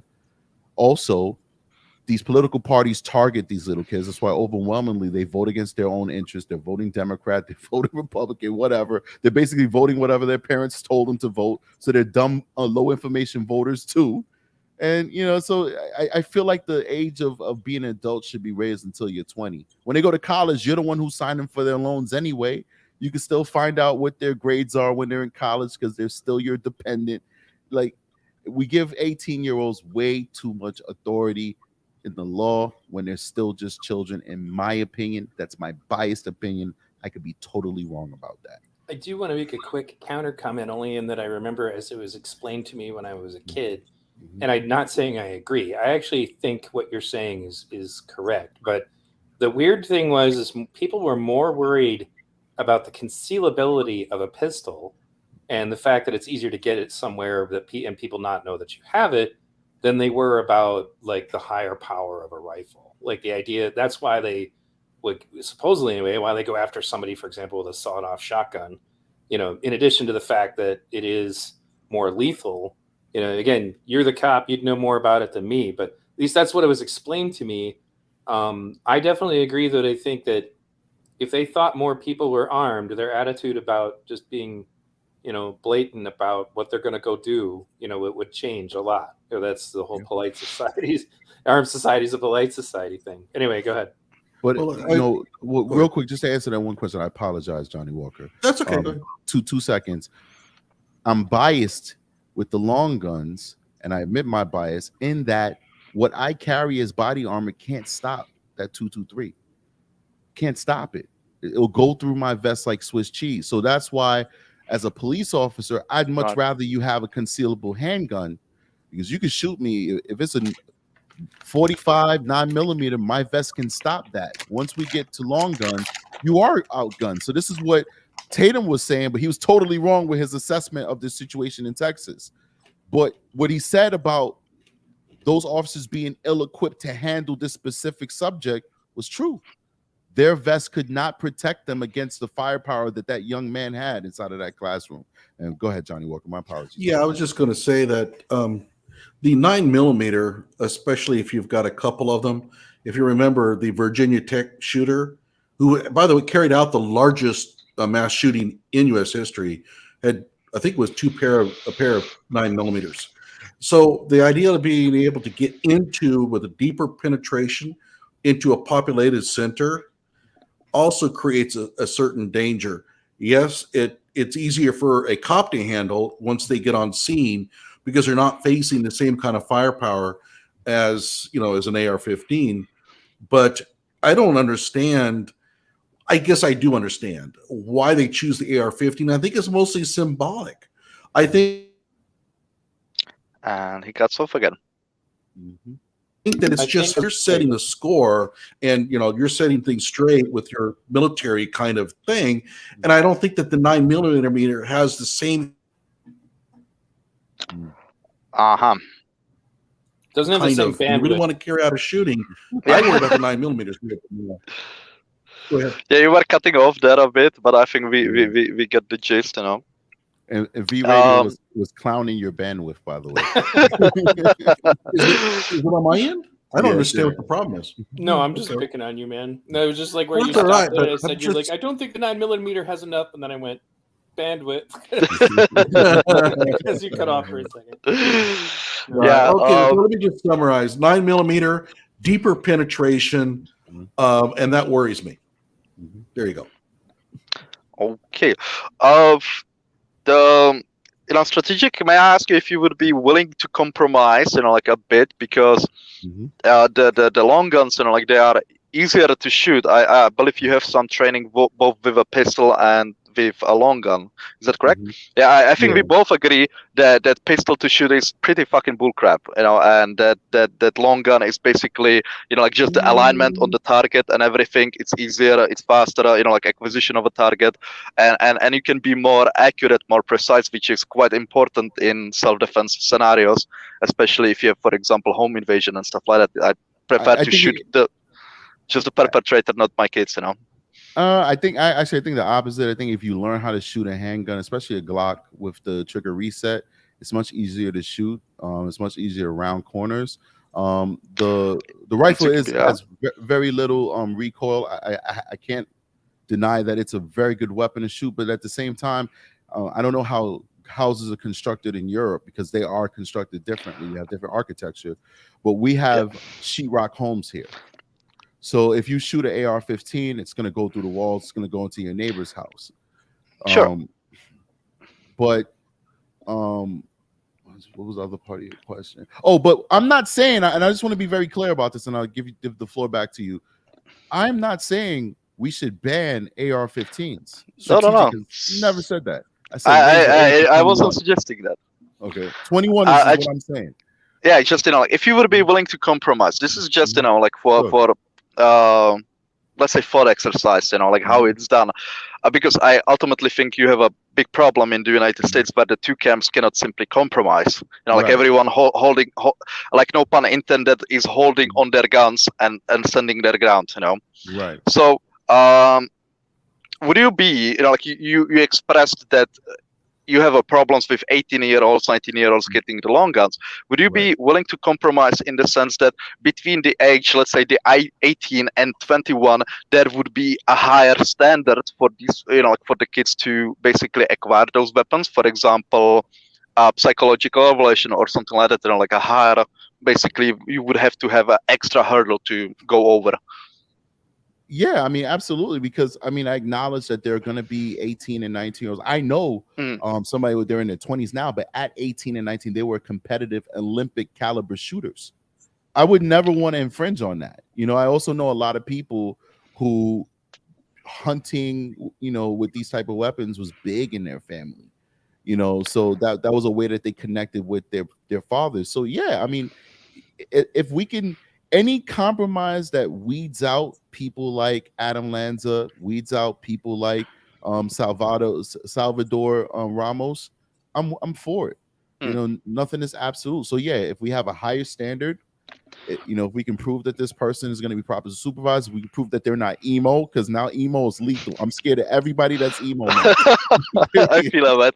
But There's your problem. yeah, I would just like to I'm biased on the emo people, man. It's clear we need to ban eyeliner. Something like that. More eyeliner. I get behind it. But I just would like to say that this is how it's done. You know what I mean? We, like you have let's say a red line, and we figured out a compromise to be like, okay, because I don't share your position necessarily, because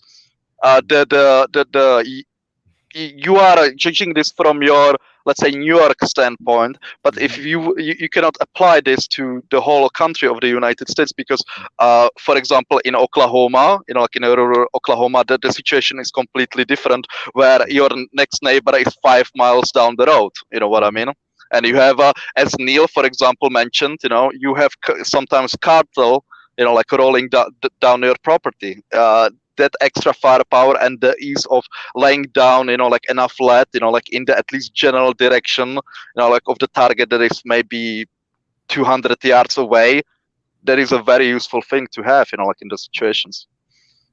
And I think actually something occurred to me because I was participating in an argument about this. I guess Canada has far less shootings, and like there's still people who own guns in Canada, but I think one of the major differences my research popped up was just extensive mental health evaluation before you're allowed to own a gun. I haven't really dug really deep into that, but I think that that's really the direction that needs to be taken, is that, as far as like private ownership of really dangerous firearms, is you should be, basically asked to undergo, a serious mental evaluation. Now, let's say you want to go to a gun show, then you should have a card that shows that you're certified in that way and that it's been checked recently, and then you'd be able to purchase them. But if you haven't, if you're not willing to undergo a mental health evaluation, then that's part of the problem. Obviously, I think there's another aspect to this that people didn't really want to talk about, and it's the same thing that went through my head when Columbine happened, because I was still in school then. And I'm thinking to myself as I'm watching this, was that when Columbine happened, it was all about violent video games and violent movies. Like, apparently school shootings happened because kids played Doom and Mortal Kombat and watched Pulp Fiction. And what I thought to myself, being somebody who grew up in a pretty rough situation, I was like, I've had violent impulses in my time. It didn't have anything to do with playing violent video games. It had everything to do with being trapped in a building with somebody who was just making it their sport to make my life miserable. They don't do anything really to solve the bullying problems. And this kid, I guess, was just viciously bullied for a really long time, because I guess he had a speech problem, he had a lisp, he was poor. Everybody just leaves that part out of it, and it doesn't, like, they don't want you to say, well, I'm not going to give him any sympathy or whatever. I'm like, all right, well, fine, but you're not looking at what's causing the problem here, which is, I dealt with this with my son. Like, a kid took a chair and knocked him out and broke his nose once, and they wouldn't do anything about it. Like, and this is me not living in the ghetto. Like, prosecutors will not go after kids.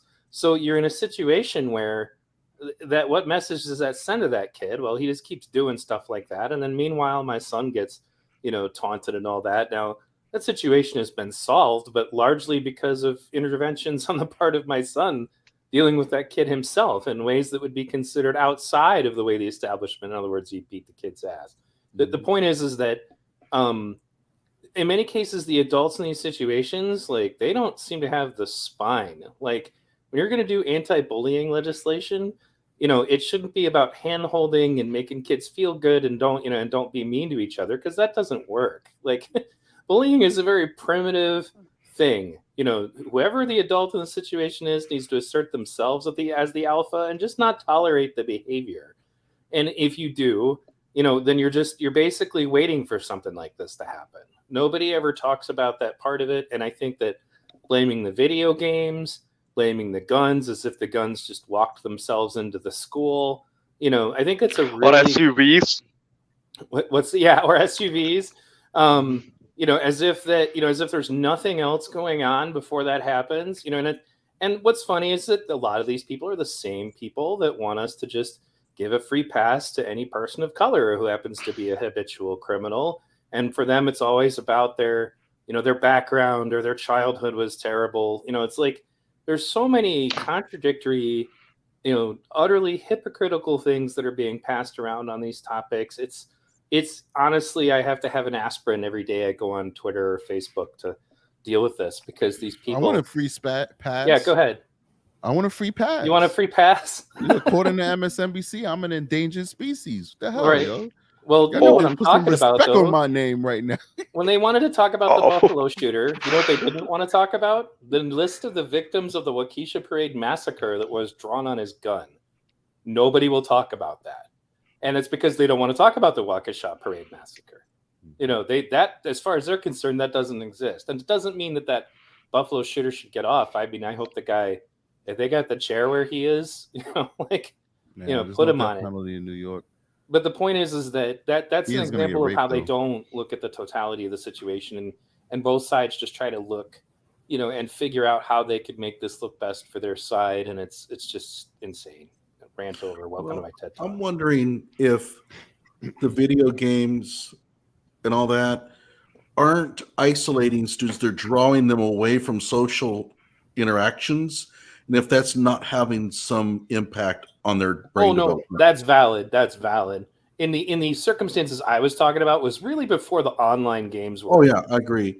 I think that kids, and I say a large percentage of kids today are much different than when we were growing up. There's something fundamentally different. Well, yeah, they're way more sophisticated. Like when you and I were younger, we might play Atari or a Nintendo for an hour, but we still went outside and played football. That's not the case.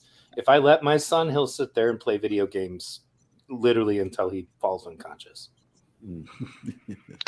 Yeah, I mean, and again, the other problem is inability to cope.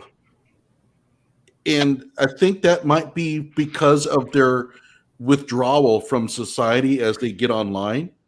I don't think I blame the games.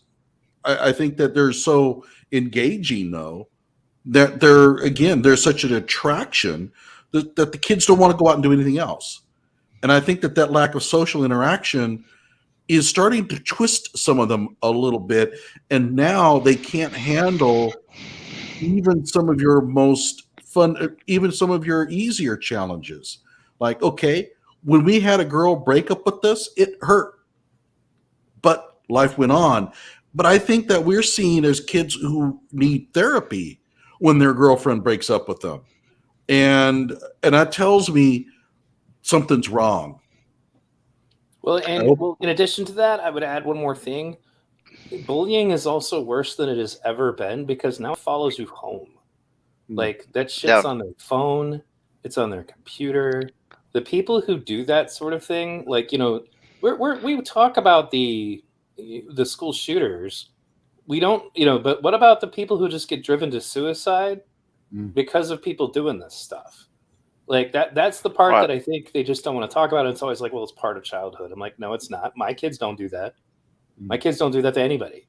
It's not just part of childhood. It means you didn't raise your goddamn kid right. That's what it means.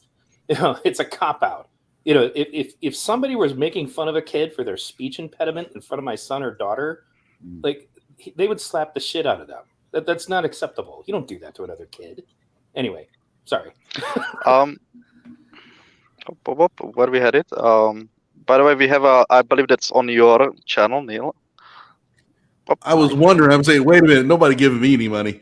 Am I live on my own channel too? I didn't know that. No, that will be bullshit. That will be sorry. I do apologize. That will be on strategics, not on my bad. Yeah. So we appreciate the compliment.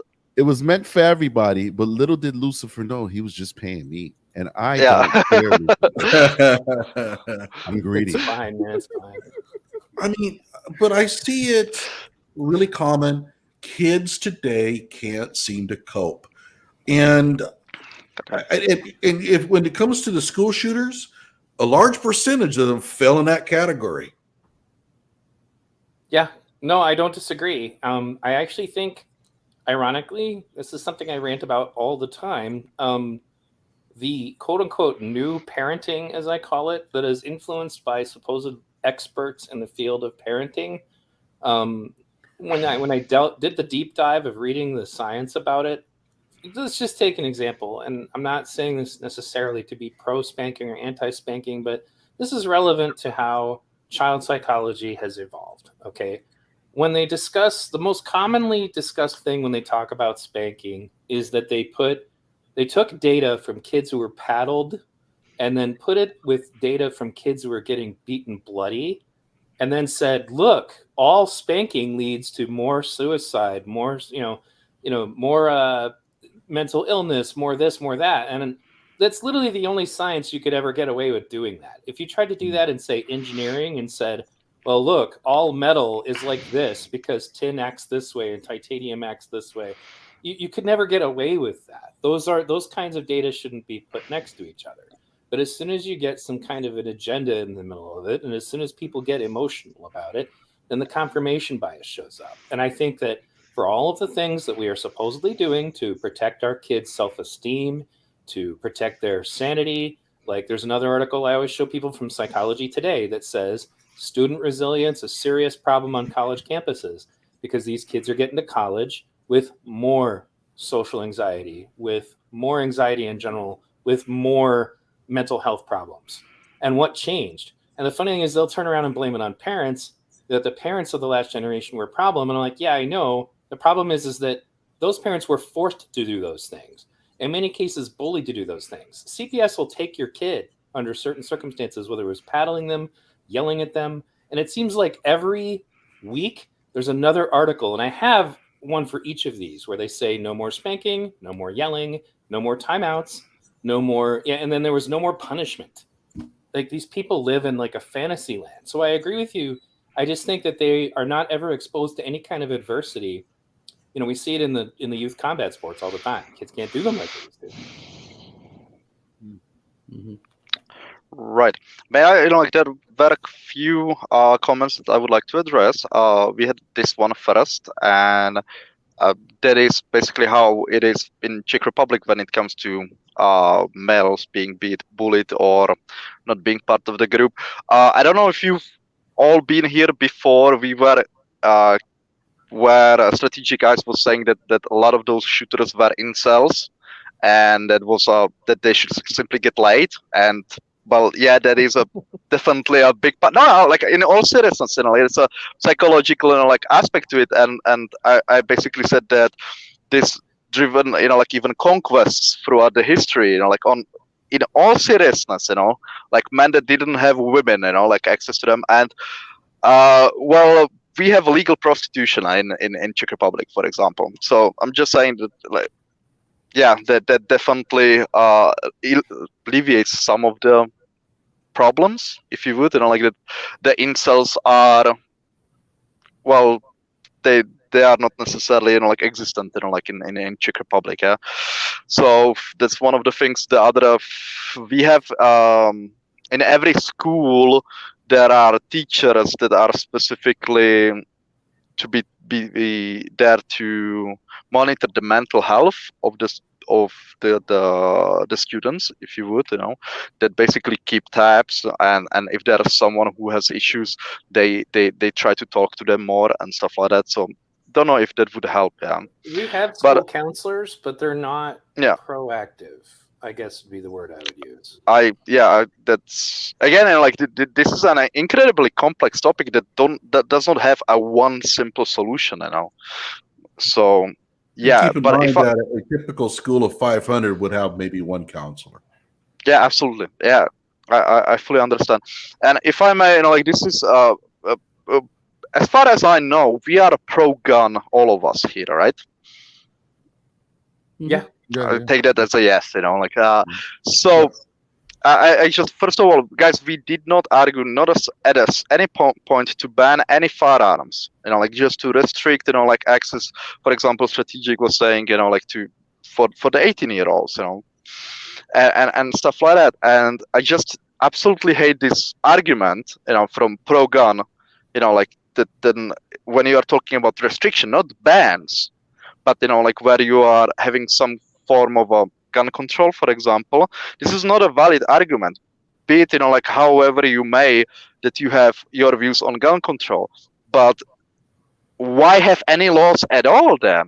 If like people, well, if you don't want to increase the restrictions because people would not follow those restrictions, the criminals and crazies, okay, then why you have any laws in the first place? This simply doesn't make any sense. That's completely void of logic, mate. Like, yeah. So I absolutely hate this argument because I see it pop out all the time, and yeah, it doesn't make sense. I think it's a really good point that you made. Like, for instance, we talked about truck drivers for a little bit in the beginning of the show. If you want to be a truck driver, you need a CDL license. So you can start driving at age 16, get your learner's permit. You could learn how to drive. By 18, most kids will have their license. But to get a CDL, you have to go to a special school. You need additional training. Why? Because you're driving an 18-wheel tractor trailer. Whereas if you blow the brakes out, like what happened a couple months ago or last year, and this guy lost his brakes and he went down a hill and killed quite a few people, it's more of a responsibility. Yes, you can kill people with a Honda Civic, small car, but you can do more damage with a truck, which requires more responsibility, more training, more maturity. So like you said, strategic eyes especially, I'm not saying we should ban anything. I'm just saying maybe certain types of weapons require a certain level of maturity. And I like your compromise. I'm going to adopt that. I'm going to change what I said. And if you are 18, 19, and 20, and you need those type of weapons, then we should have an avenue we can get it. We should also prove that you're willing to have that additional responsibility. Because when you go crazy and I got to come after you, with that AR-15, I don't stand a chance. I'm done. You shoot me in my stomach, it's going to go through my vest, and it's going to kill me just like somebody who doesn't have a vest on. Yep. Right. So, And like, again, did go back an to- intelligent exchange of ideas that led to people, examining their positions just take place? I thought that was like Bigfoot. I'm sorry, shut up. Go ahead, Johnny. But again, it really comes down to trust. You think you were talking earlier about the allowing gun manufacturers to be sued.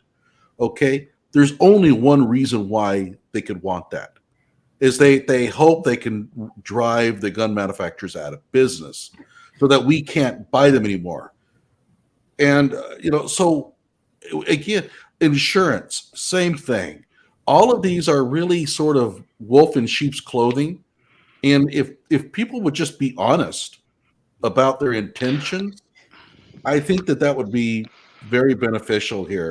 And as far as training, one of the problems we need to make sure that these kids are trained on guns. Well, that makes them more effective, and so they're better marksmen when they go into the school. So again, a lot of these ideas are thrown out because they just want to put stuff there so that people can't get guns. It's really not a solution. Well, can I agree and disagree with Johnny? I agree that No. I'm done. It's over. So seriously, though, I do think Johnny has a point when it comes to suing manufacturers. I don't agree with that. I think that is a wolves in sheep's clothing. It's just an effort that, like you said, somebody can get that good lawsuit and sue that gun manufacturer into oblivion, and now we don't have Smith & Wesson anymore because they're bankrupt. I get that. But I got to push back when we say training. I don't think I've ever heard anybody say, when they talk about training in terms of helping you be a better marksman, I think they're talking about gun safety. Make sure that you're pointing the gun in a safe direction, how to clean your weapon, how to handle it, how to safely store it. I think that's most often what people are talking about when they say go to class. The target of that would be primarily to prevent gun accidents, but is gun accidents really what we're talking about? No, but this is about we do lose children, mass shootings. Yeah, but we don't have to necessarily just target mass shootings. We can think like an umbrella and target other things, because people getting accidentally shot is a big problem. Every single year we have people accidentally shooting their kids or kids shooting their parents. So I think it all falls under the same umbrella. But yeah, I do agree. It's not going to help mass shooters to know how to safely store your weapon, but that is something we need to address. Looks like I we think lost Paul. We lost Neil, our how moderator. about you? Well, I did see a statistic recently, and I thought it must be crap, but I went and looked it up, and so far it looks steady. Supposedly, the highest, apparently, firearms are now the leading cause of death for children, and I'm Yeah. like, how the hell does that even happen? I Well, guess. Because Go these ahead. thugs are killing kids. That's why. Is Well, that? Oh, yeah, I hadn't yeah, they're thought killing about babies. that. Are I they gotta- I do adding the have gang to- violence in there? Lots of game. I Wow. do have to very quickly though show some love to M. Kathy for the $5 super chat. Thank you so much, M. Kathy. You are amazing. But back to your point, yes, Neil, these thugs are killing kids, and it's not that they're targeting the children; is that they become so reckless that they're shooting at their oppositions in parks, across streets, and as usual, the bullets don't hit their intended targets, and they're killing little babies. Yeah, I mean, we had it in Taft here, a shooting here just a couple days ago where they had a big fight and in Sacramento. But I think also the reason why is because the loss of life in car accidents has really plummeted through technology. So I remember back in the 60s, well, I mean 70s, cars were dangerous. I mean, you could get killed so easily in them. I have a 62 T-Bird. And everybody think, oh, that's a big old car. Be safe. No, it's a death trap. I would not want to be in an accident in that thing. But nowadays, a smart car is a lot safer. So I think that you're seeing the deaths by actual cars plummeting. And that's the reason why they've switched places now.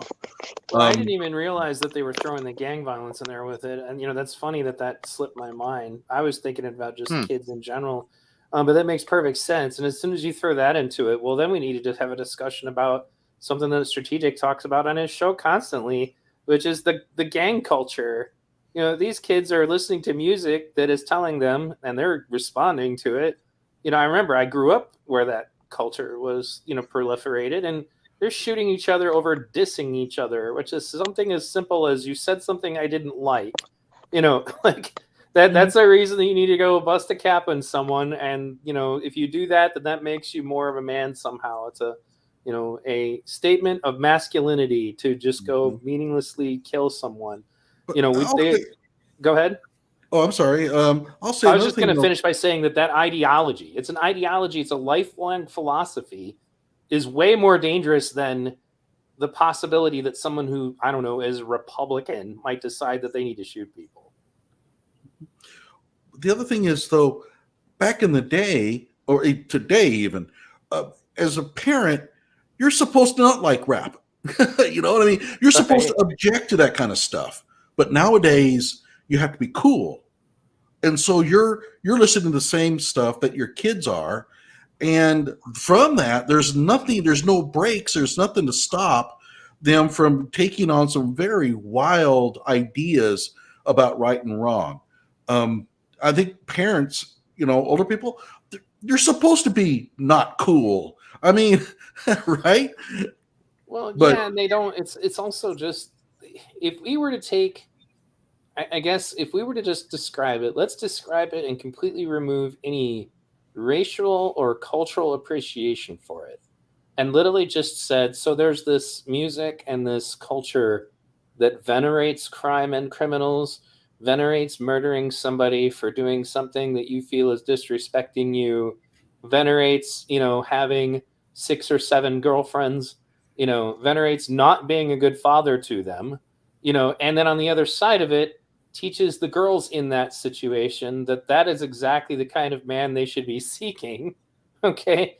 And I remember when I went to school, the more gangster you were, the more popular you were, that's a powerful impact. Now, if we were to take all of that and just describe what I just said, we're either talking about some perverted version of ISIS, or we're talking about the ghetto.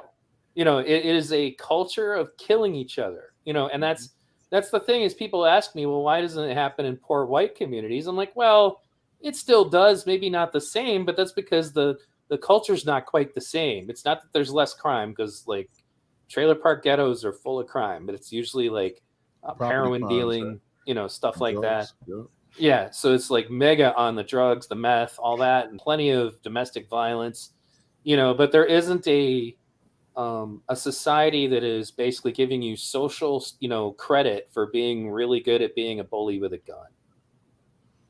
Mhm. Culture of violence, man. Yeah, I talk about it all the time. But keep in mind, today the grandparents are gangsta.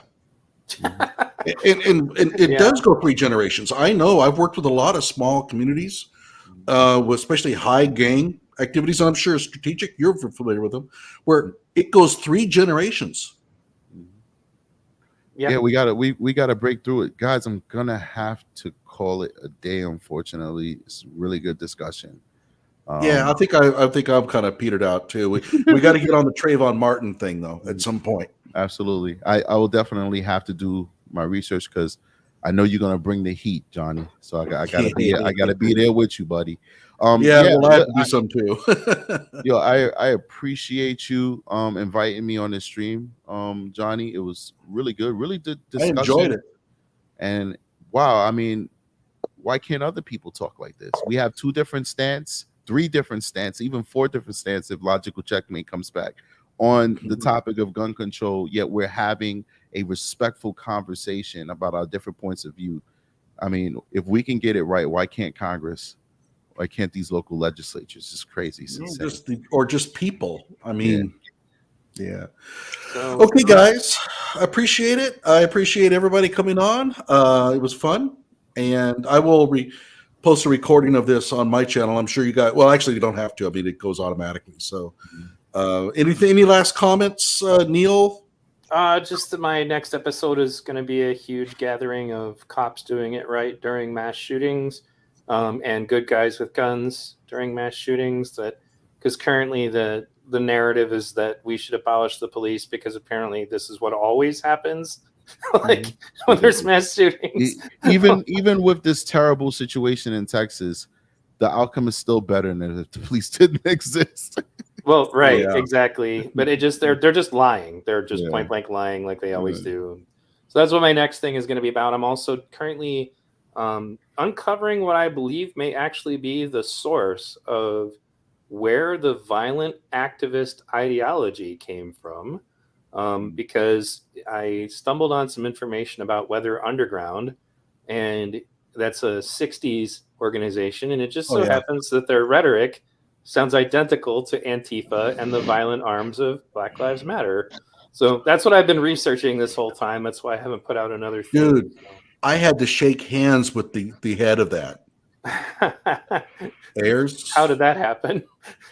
Because he got really big into education, and I had to go to one of his speeches, and I was a consultant, so I had to go along to get along. So I actually had to give him a standing ovation.